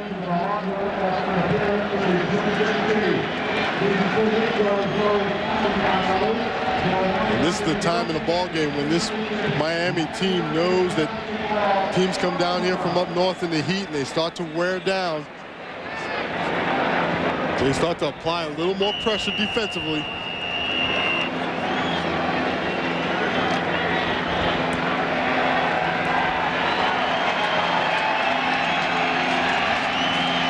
Second down, 6. Turman. Caught at the 36. Actually dropped. The ball hit the ground first. It's incomplete. We head to the studios. Reese Davis. Down in College Station, Rich, Oklahoma, Texas A&M, the Aggies deep in Soonerland. Mark Ferris, look at this beautifully thrown ball to Robert Ferguson, and Texas A&M takes a touchdown lead to the half. And Lee Corso's looking better and better.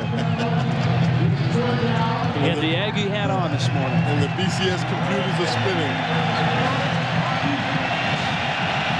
That last pass was incomplete. 3rd down and 6. Turman's going down.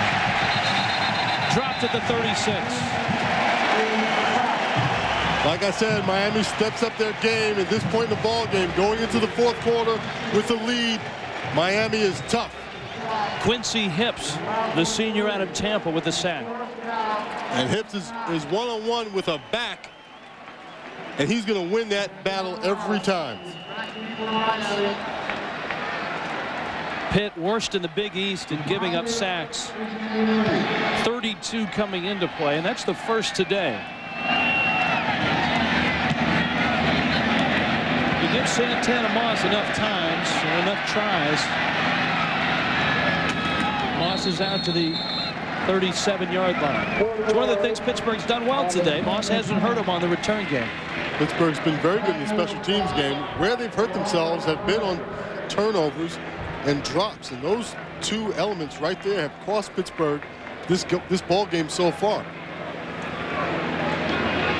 Donnie, do style points help in the BCS? Because I don't think Miami will, at this point in the game, through these 3 quarters, I don't think they're going to get many style points for this one. No, they won't get style points, and again, the computer knows nothing about style, but I'm impressed with how they've played this ball game. They took some chances early, trying to make some things happen, and now James Jackson is loose. And now their run game is picking up. James Jackson wasn't getting that kind of freedom in the first half, and now because of their methodic play through 3 quarters, they're starting to get their run game going. 24 yards on the carry.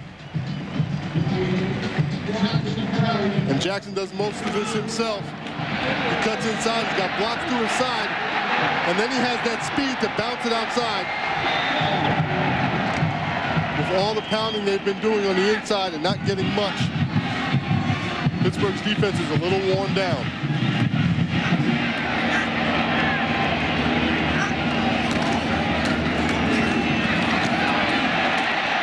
I'd say a lot worn down right now. Gary Urschler made the stop on James Jackson.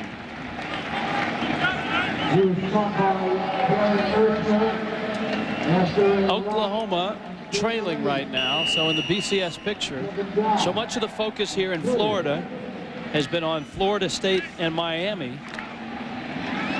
And the Hurricane don't have anything to worry about if Oklahoma gets beat today. At least for a week. Rest of the way for Miami in the Big East. One advantage the Hurricane have, they do not have a conference championship game. So if they beat Pittsburgh today, and it looks like they will, if they win at Syracuse and then beat Boston College, it looks like they've got an outstanding shot at being 1 or 2 in that BCS. If you're in the SEC or the Big 12, Don, that extra game can hurt you, I think, a lot more than it can help you in terms of the BCS. Absolutely. Hopefully it'd be great to see that Nebraska-Oklahoma rematch. Will definitely be a key. Number 2 Miami has stretched their lead. Reggie Wayne's having a day. 28-7 Hurricane. I don't know that Miami's finest will be needed to keep the crowd off the field after this one. It's kind of a disappointing turnout here at the Orange Bowl for the number 2 team in the country. Dorsey, Moss, look out, 10, and out of bounds. Santana Moss, 23 yards on the catch and the run. This guy has acceleration. Goodness gracious. He makes a move. He comes out of this. He's standing still. Watch him spin and go. Oh, my goodness. Not much you can do against that. That's not a Cajun term. Huh? No, it's not Cajun. It's acceleration. First and goal for Miami. Pittsburgh 7. Jackson is in. Touchdown. The route is on. Bring on the computers.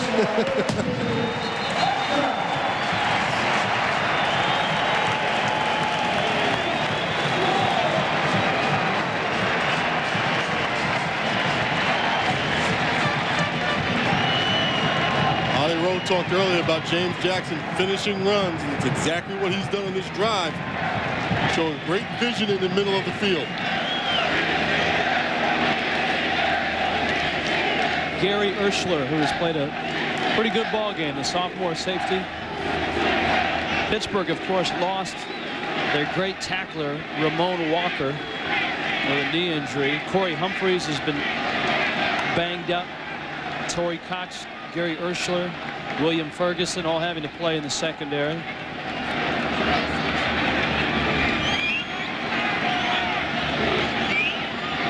Talk about James Jackson. Just watch his vision. Watch where he starts to play, starts to the left, and goes all the way back across and sees that seam as he straightens and squares his shoulders up the field.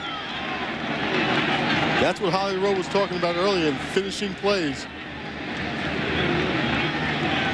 And this is just adding injury to insult.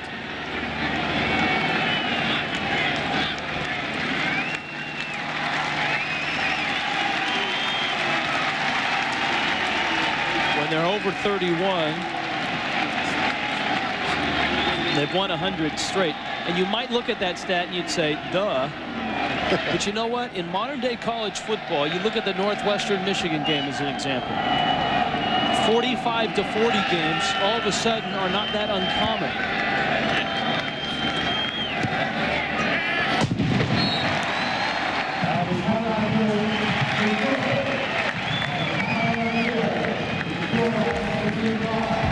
The Hurricane, number 2 in the country, number 1 in the Orange Bowl right now, 35-7. 35-7. They've got the headgear on. Even the horses got the headgear going. You think the horse is really... I was about to say, you think the horse has any idea we're making fun of it? You think he's a Seminole fan? Gator fan? He probably is, because you know that's where all the horse farms up in Ocala County. You know, Tony, I can honestly say I did not know that. I did not know that. I know you didn't. That's what we pay all that money to research for. Our storyline today, number 2 Miami came out trying to impress the voters. And you tell us. Antonio Bryant, just 28 receiving yards. He leads the country in close to 150 a game, and it's a disappointing return for the Miami native. Pitt's defense has played very, very well, but so has Ken Dorsey, the sophomore quarterback out of Orinda, California. Miami's defense has forced 3 turnovers. And Antonio Bryant really has stopped himself. You see only 28 receiving yards. He's had 3 or 4 drops.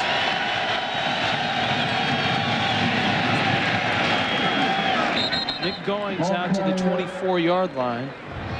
Dustin Pachotti on the carry.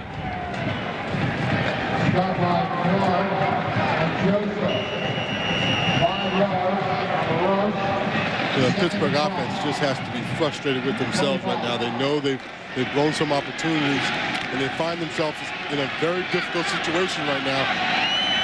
They have to keep their heads about it, otherwise it will get worse a lot more quickly. Goings out to the 29, and it's just too easy. Let's just plain and simple go to Reese Davis. All right, Rich, you know, with the way things are unfolding, Michigan, Ohio State could have some Rose Bowl significance. Wolverines and Buckeyes would still need some help, and things have to unfold today. Wolverines doing their part against Penn State. Drew Henson, a little swing out to B.J. Askew, a little throwback 41 yards, and the Wolverines rolling 27-3. And no record for Joe Paterno this year. That will have to wait until he's 74 next year. 3rd down short.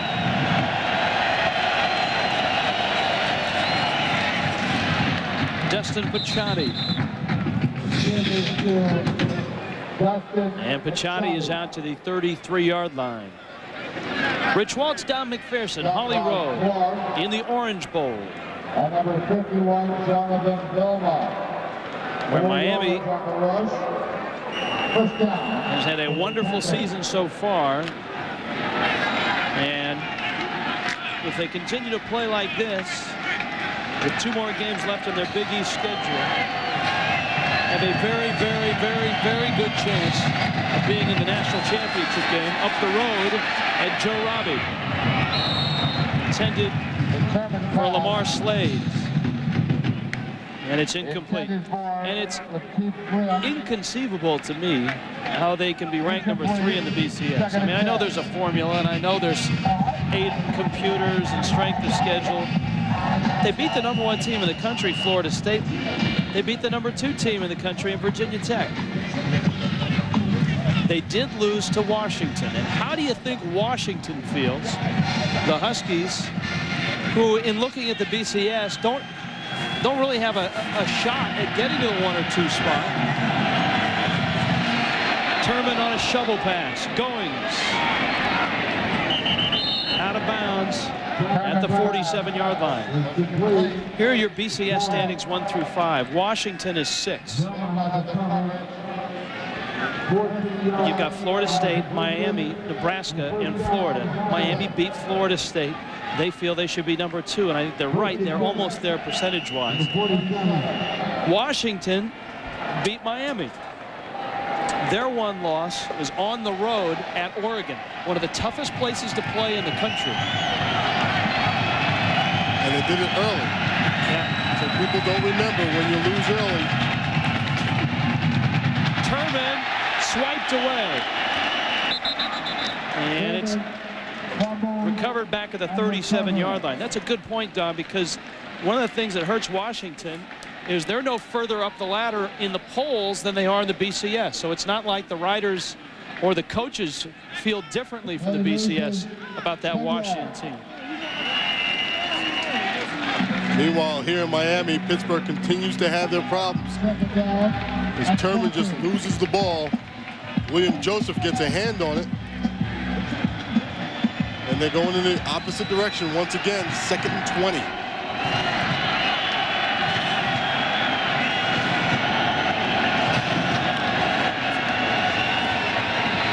Screen pass to Goings.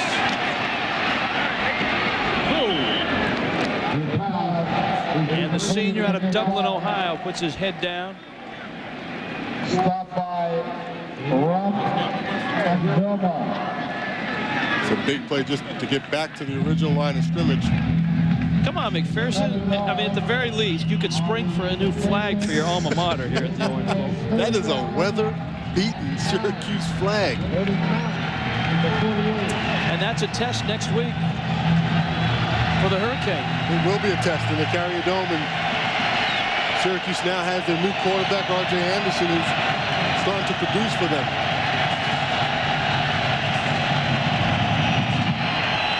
Turman threw it behind his receiver. He was looking for Grimm.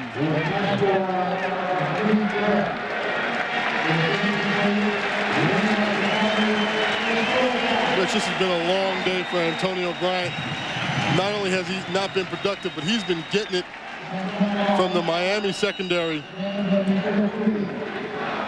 And it's just a long day for a kid who comes back to his hometown. And you know, he can complain all he wants to his quarterback, but the fact of the matter is he dropped 3 balls that were thrown right to him earlier in the game, and those, I think, are factors in this game.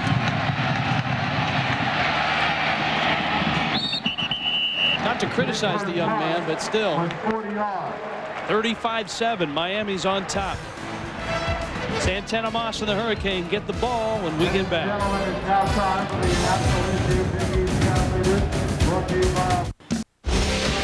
ESPN2's presentation of college football is brought to you by Madden NFL 2001 from EA Sports. If it's in the game, it's in the game. Mr. Agriculture, is that an ibis there? I think that's an ibis. All right, 35. It's in the iBuy family. 35-7. Number 2 Miami on top of Pitt. There was a penalty at the end of the play. Santana Moss, when he went out of bounds on the Pittsburgh sideline, tossed the football at one of the Panther players and was flagged for unsportsmanlike conduct. Here's a look. At this point in the ball game, you just have to keep your cool. Something happens on the sideline. Just just walk away. That's worthy of a flag. You just have to drop the ball, walk away, and keep your cool. Now, I'm not sure if Butch was unhappy with Santana or with the officials, probably a little of both. He's fought very hard against that reputation, Donnie. That reputation of an outlaw program, that reputation of being undisciplined, and the taunting and the swaggering. Speaking of swagger, here's Reese Davis. Oh, you know it. I'm bad about taunting when I have a big highlight like this one. Temple trying to become bowl eligible. They must win out. Down 17-5 to Syracuse. Tenardo sharp. 34 yards to the house. And the Owls hanging around 17-12. No flag on Reese. So he'll get a warning. 35-7, Miami on top. Miami and Syracuse next week.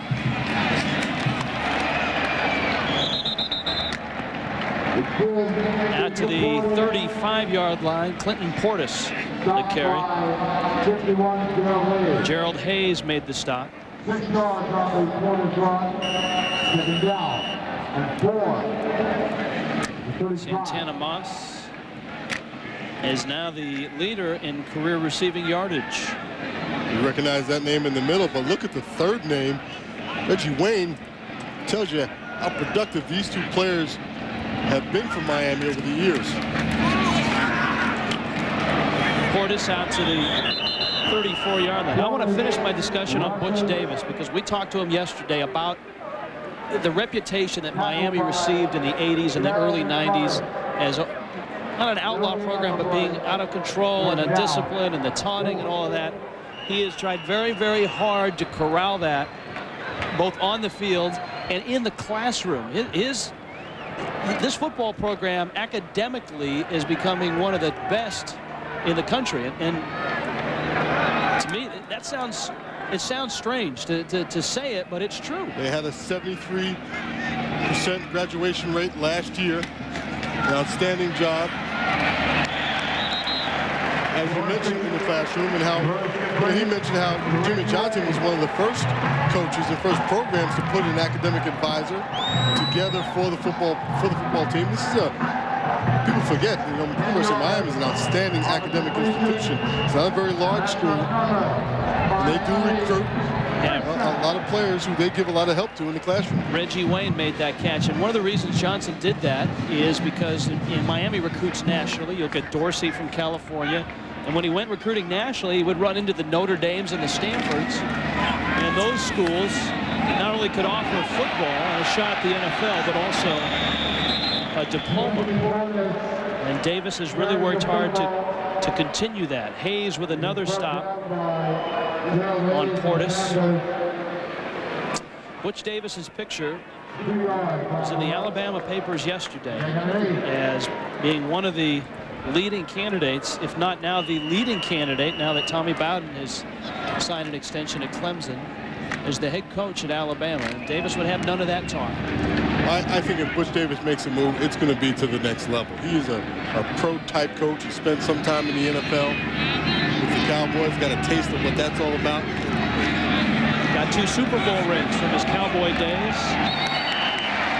Andre Johnson, the freshman, did not get the foot down, and he's out of bounds. Let's go down to Holly Rowe. Hey guys, we're here with a proud brother and former proud Miami player, Benny Blades. You won the Thorpe Award here as a good defensive back, but you said you give your brother a few pointers as well. Al Blades having a sensational day, shutting down some pretty good receivers. Yeah, I tell you what, he's having a tremendous day today. A few times let the guys get behind him, and of course, as being a brother and a former defensive back, I had to tell him, hey, look, you got to make those plays. Good players make those plays, and he's been responding. And so, hey, makes me not only a proud Hurricane, but a proud brother. I can't imagine the kind of pressure he's on to have to live up to your expectations and his brother Brian's. Is it hard to be a Blades brother? It's definitely hard to be a Blades brother, but not only be a Blades brother, but be a Blades kid in that family. I mean, we had a couple of sisters that ran track and they competed in the Olympic trials, and then I have 2 brothers that come out and play for the University of Miami and both have NFL careers. I told them, I said, if I was you, I wouldn't want to make that decision to come to Miami with all the mystique and all the prestige we brought, especially to the Blades family, and now have a son coming up. So the pressure's on. Well, he's lived up to it so far. Thanks very much, Benny. All right. Thanks, Holly. Rich, I came out with Benny Blades in the same year and played a few All-Star games with him. He was a tremendous hitter as a safety. He was a lot like Ronnie Lott, would come up and lay the wood to you. Longtime Detroit Lion. Miami, like the old Miami, 35-7. You never know what you're going to run into in Miami. You know, there are so many beautiful people in Miami. And we picked that one. We picked this guy. Hopefully that will not be an Olympic sport. But the way that's going, you never know. Pittsburgh ball.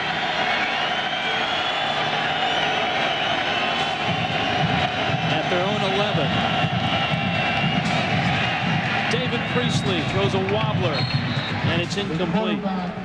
David Priestley is in the ball game, the junior who split time with John Turman last year, had off-season shoulder surgery, lost the starting job to Turman coming out of camp.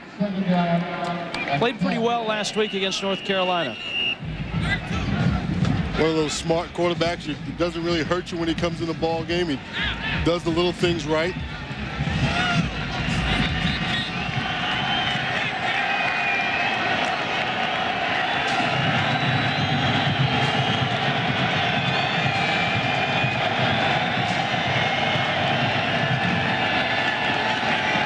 Priestley sacked.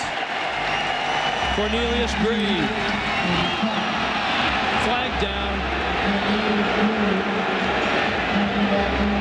That will be the third unsportsmanlike conduct penalty of the day. And that's what Miami was known for back in the 80s when they were doing so well.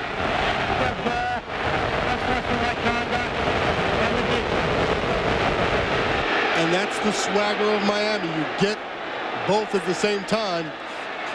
You get a team that plays confident, plays hard, but you also get a team that's going to stand up and do this. And that's a pretty cheap call, but I think the message is clear that the officials are not going to tolerate this. And these are Big East officials, so they want to make that clear that as Miami comes back, we don't want this to come back with it. I think they've done a nice job today. They've had some difficult calls to make, and they've made them. I agree.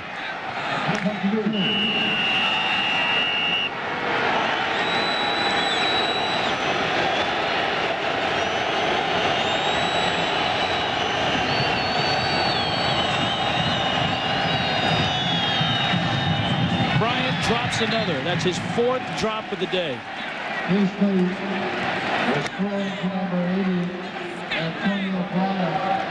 And Rich, you were being critical of Antonio Bryant earlier, and I agree with you. You're 100% right.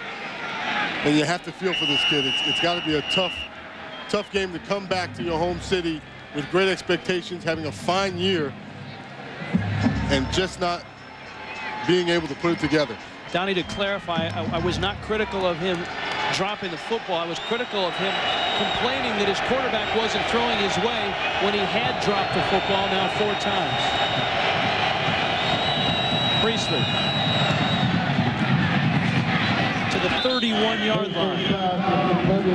Chris Wilson made the catch. Regardless of this score, 35-7, I still like this Pittsburgh program. I think they're a program on the rise. They move into that new football stadium in Pittsburgh. Walt Harris's program just got a brand new state-of-the-art facility that they share with the Steelers, which he sees as a real plus. 3rd down short. Goings. Nick Goings is having fun running over people. James Lewis is the victim and the tackler. 10 yards on the carry. I like that little attitude by Goings there. Hey, we may be down, but let's not just walk away from this game. Let's still play and finish hard. First down for the Panthers. You get a chance to see Goings in real speed right here. Listen to the pop. That's a big-time pop by Goings.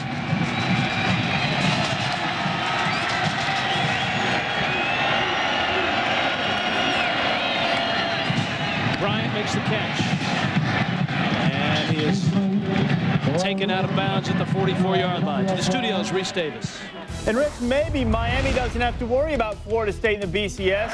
Maybe they might want to think about playing them again. Oklahoma and Texas A&M. Heupel throws his second pick of the day. Terrence Keel gets it. And what do you want on your tombstone? Jamar Toombs going in, and the Aggies up 24-10 in the third. Very nicely done. Yeah, Donnie, we talked about that point. The focus in this state, aside from Bush and Gore and all that mess, has been Florida State and Miami. The quick throw is dropped by Chris Wilson. Butch Davis told us yesterday, look, in college football, there are a lot of things you can't control. And one of them is the BCS. Which is exactly why we opened the show today by talking about what Miami has to do. That's definitely not an Ibis. and what Miami has to do is focus on themselves and keep their eyes focused on what the Miami Hurricanes need to get done and not worry about anyone else. And they've done that today. Priestley scrambling and throwing, and it's incomplete. And Priestley ended up in a bunch of Hurricanes. He's all right.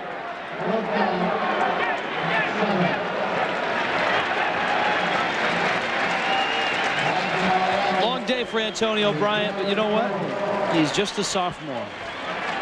And I have a feeling before he leaves Pittsburgh, he will have a good day against the Hurricanes.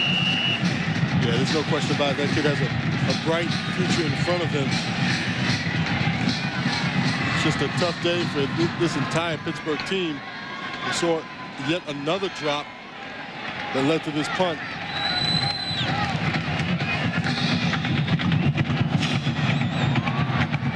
Darryl Jones, fair catch at the 22-yard line.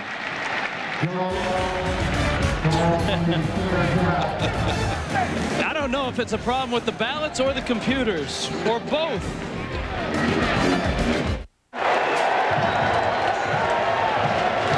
(35-7), number 2 Miami on top. This Orange Bowl just got a real jolt.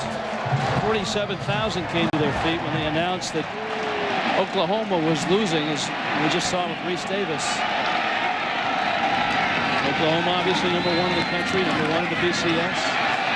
Clinton Portis runs out of bounds. Oh, so much more coming up on ESPN and ESPN2. Ohio State and Illinois. It's a huge game for Ohio State, especially if Northwestern and Purdue continue to trail as they are today. Air Force and Colorado State on ESPN2 at 6 Eastern.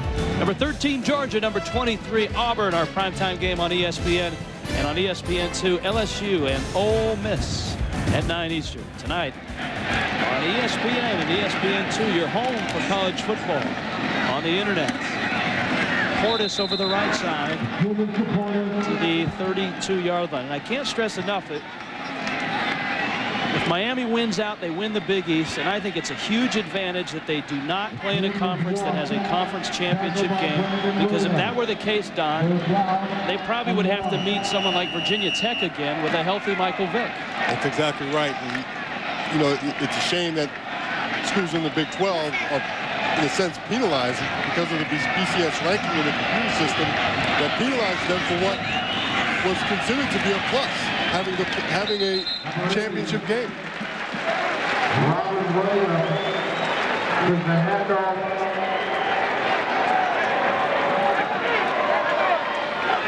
The rest of the way for Miami is easier than Florida State, although Wake Forest, I'm not referencing the Demon Deacons in that comment, but look at number 4 Florida, who looms on Florida State's schedule. At Syracuse next week on ESPN, and then Boston College. The championship games can also be a +2 if you're, say, a Nebraska or a team that Say you get to the championship game and you're number 3 or number 4 in the BCS. You get a shot at a 1 or 2 team in the BCS. You have a chance to catapult yourself into that 1 and 2 spot, while a lot of teams are just sitting at home watching. It's interesting to me, ironic to me, that a lot of people who are against a college playoff contend that you'd be adding extra games when, as Ethnic Sands comes in the game, his sophomore quarterback Ken Dorsey is out. And the Hurricanes keep it on the ground after the 38-yard line. That was Jason Gathers. There's a look at Sands, the sophomore out of Miami. Donnie, everyone said you can't have a playoff because that adds too many games. Oh, by the way, you know, college football teams are going to start playing 12 games here coming up pretty soon on certain seasons. Right. And you got championship games and preseason games. So it's okay now to, I guess, play 14 games in a season, but not in the course of a playoff. And look at the day Dorsey's had.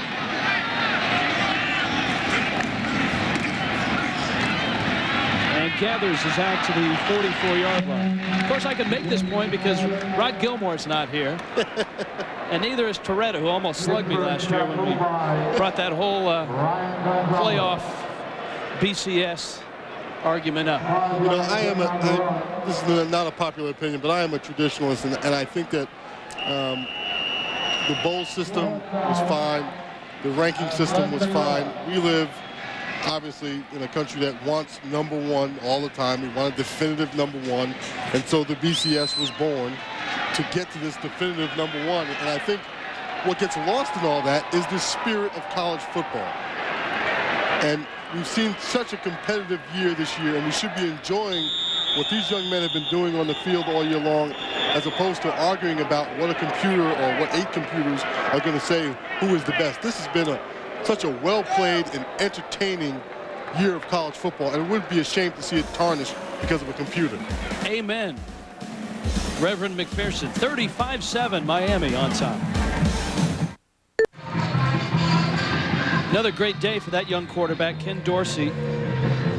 The sophomore has number 2 Miami on top of Pittsburgh, 35-7. Rich Waltz, Don McPherson, Holly Rowe in the Orange Bowl.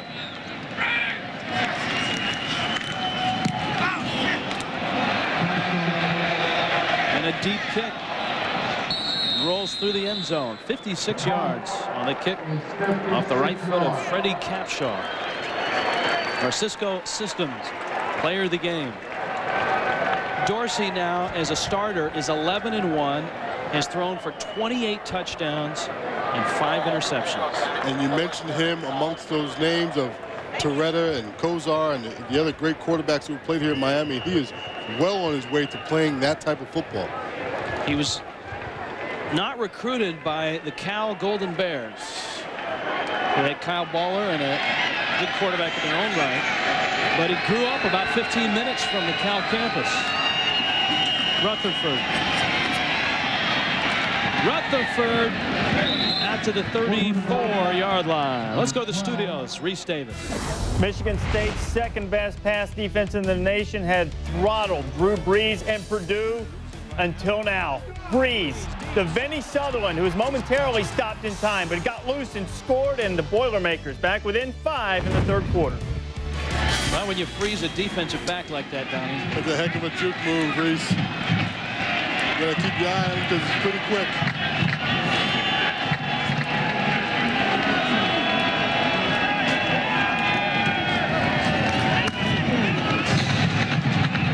Out to the 37-yard line. Donnie, let's talk more about the BCS. And I think you were probably referencing a team like Purdue in a sense that a lot of the luster of their season is taken off just by the fact that they're not in this, the final 3 or 4 teams in the BCS element when we get to the last month. Here's the scoring breakdown. You take the poll average, the coaches on the left, the riders on the right, then the computer average. They've added 4 computers, so there's 8 this year. Schedule strength is mixed in, and then number of losses. Add it all together, and the lowest number is number 1. The next lowest is number 2. Rutherford overthrows.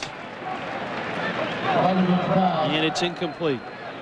So how is Florida State ranked ahead of Miami? Don? Well, you're figuring this out for me. I'm a former player. I don't get it. There's the strength of schedule. Miami has no strength of schedule. And the remaining opponent's record. Now, remember, Wake Forest is one opponent, and then Florida is the other opponent for the Seminoles. And I joke saying I'm a former player and I don't get it, is that most players don't get it. They go out and they play football each week. You know, it occurs to me that the only difference between the confusion we used to have in the polls and the confusion we have now with the BCS is the BCS is sponsored. And there's more elements, there's more numbers to look at. You can quantify them. You can point to this number and point to that number. Where it used to be in the old polls, there was just a lot of, there was a little more mystery. Now there seems to be a little more confusion. And the one thing that I've heard, especially coming out of Miami this week, is that the polls don't recognize heart. They don't recognize the effort of the team or what goes on in the course of a ball game. They just look at the numbers. And I think that's what frustrates players. Darryl Jones for Miami. Hogtied at the 36-yard line. 47 yards. Big night for the SEC tonight on ESPN and ESPN2. Rudy in Auburn. Going to stay atop the SEC West, taking on the Georgia Bulldogs on ESPN. And then on ESPN2, Josh Booty and the LSU Tigers collide with Deuce McAllister and Ole Miss. That's at 9 on ESPN2. Last week they had, what, 79,000 here in the old Orange Bowl. And they don't play the Orange Bowl here anymore. It's up at Joe Rout, or what, Pro Players, excuse me. 600 media credentials last week for Virginia Tech and Miami. You know, Gino Toretta talked about this a lot with Miami not drawing a lot of fans. And this is really, you know, I don't understand how teams making a run for a national championship and you only get 47,000 people. And I doubt there's 47 here. I don't see 47. And they had 77 for Florida State and more than 75 last week for Virginia Tech. And here's the team. Are they supporting the team? Or are they coming to watch, you know, who's coming in from out of town?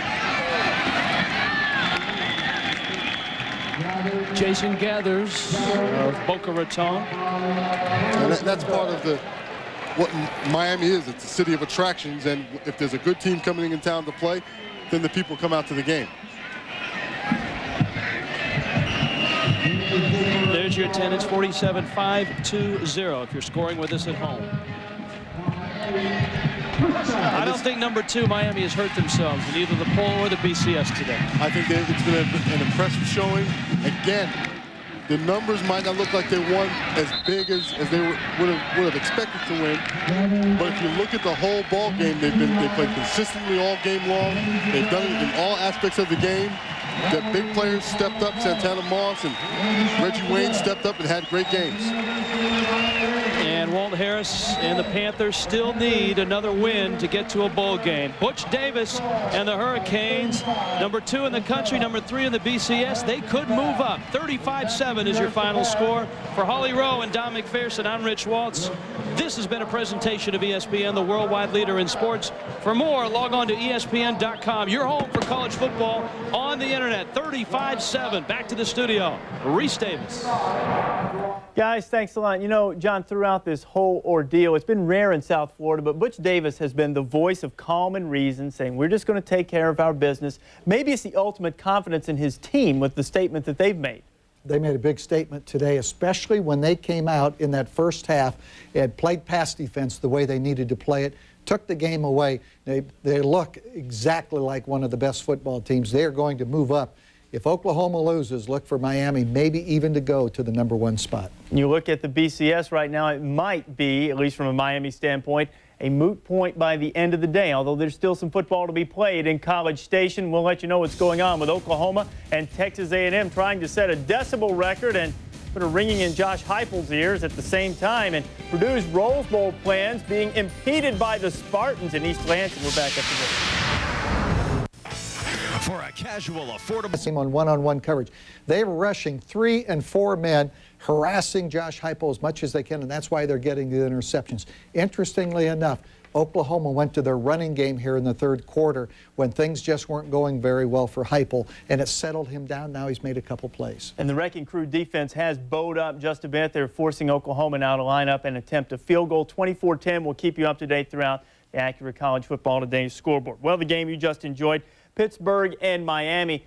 Miami might not need to get Bill Daly on retainer to try to drum up a few votes or a few computer points in the BCS if that Texas A&M Oklahoma score holds. But the Hurricanes, they've said all along, as we said at the top of the show, Butch Davis just wants his team to take care of its own business. I think they hadn't taken care of too well's pass defense, ranked 103rd in America, and having to deal with those fine Panther wideouts, Antonio Bryant and Latif Grimm.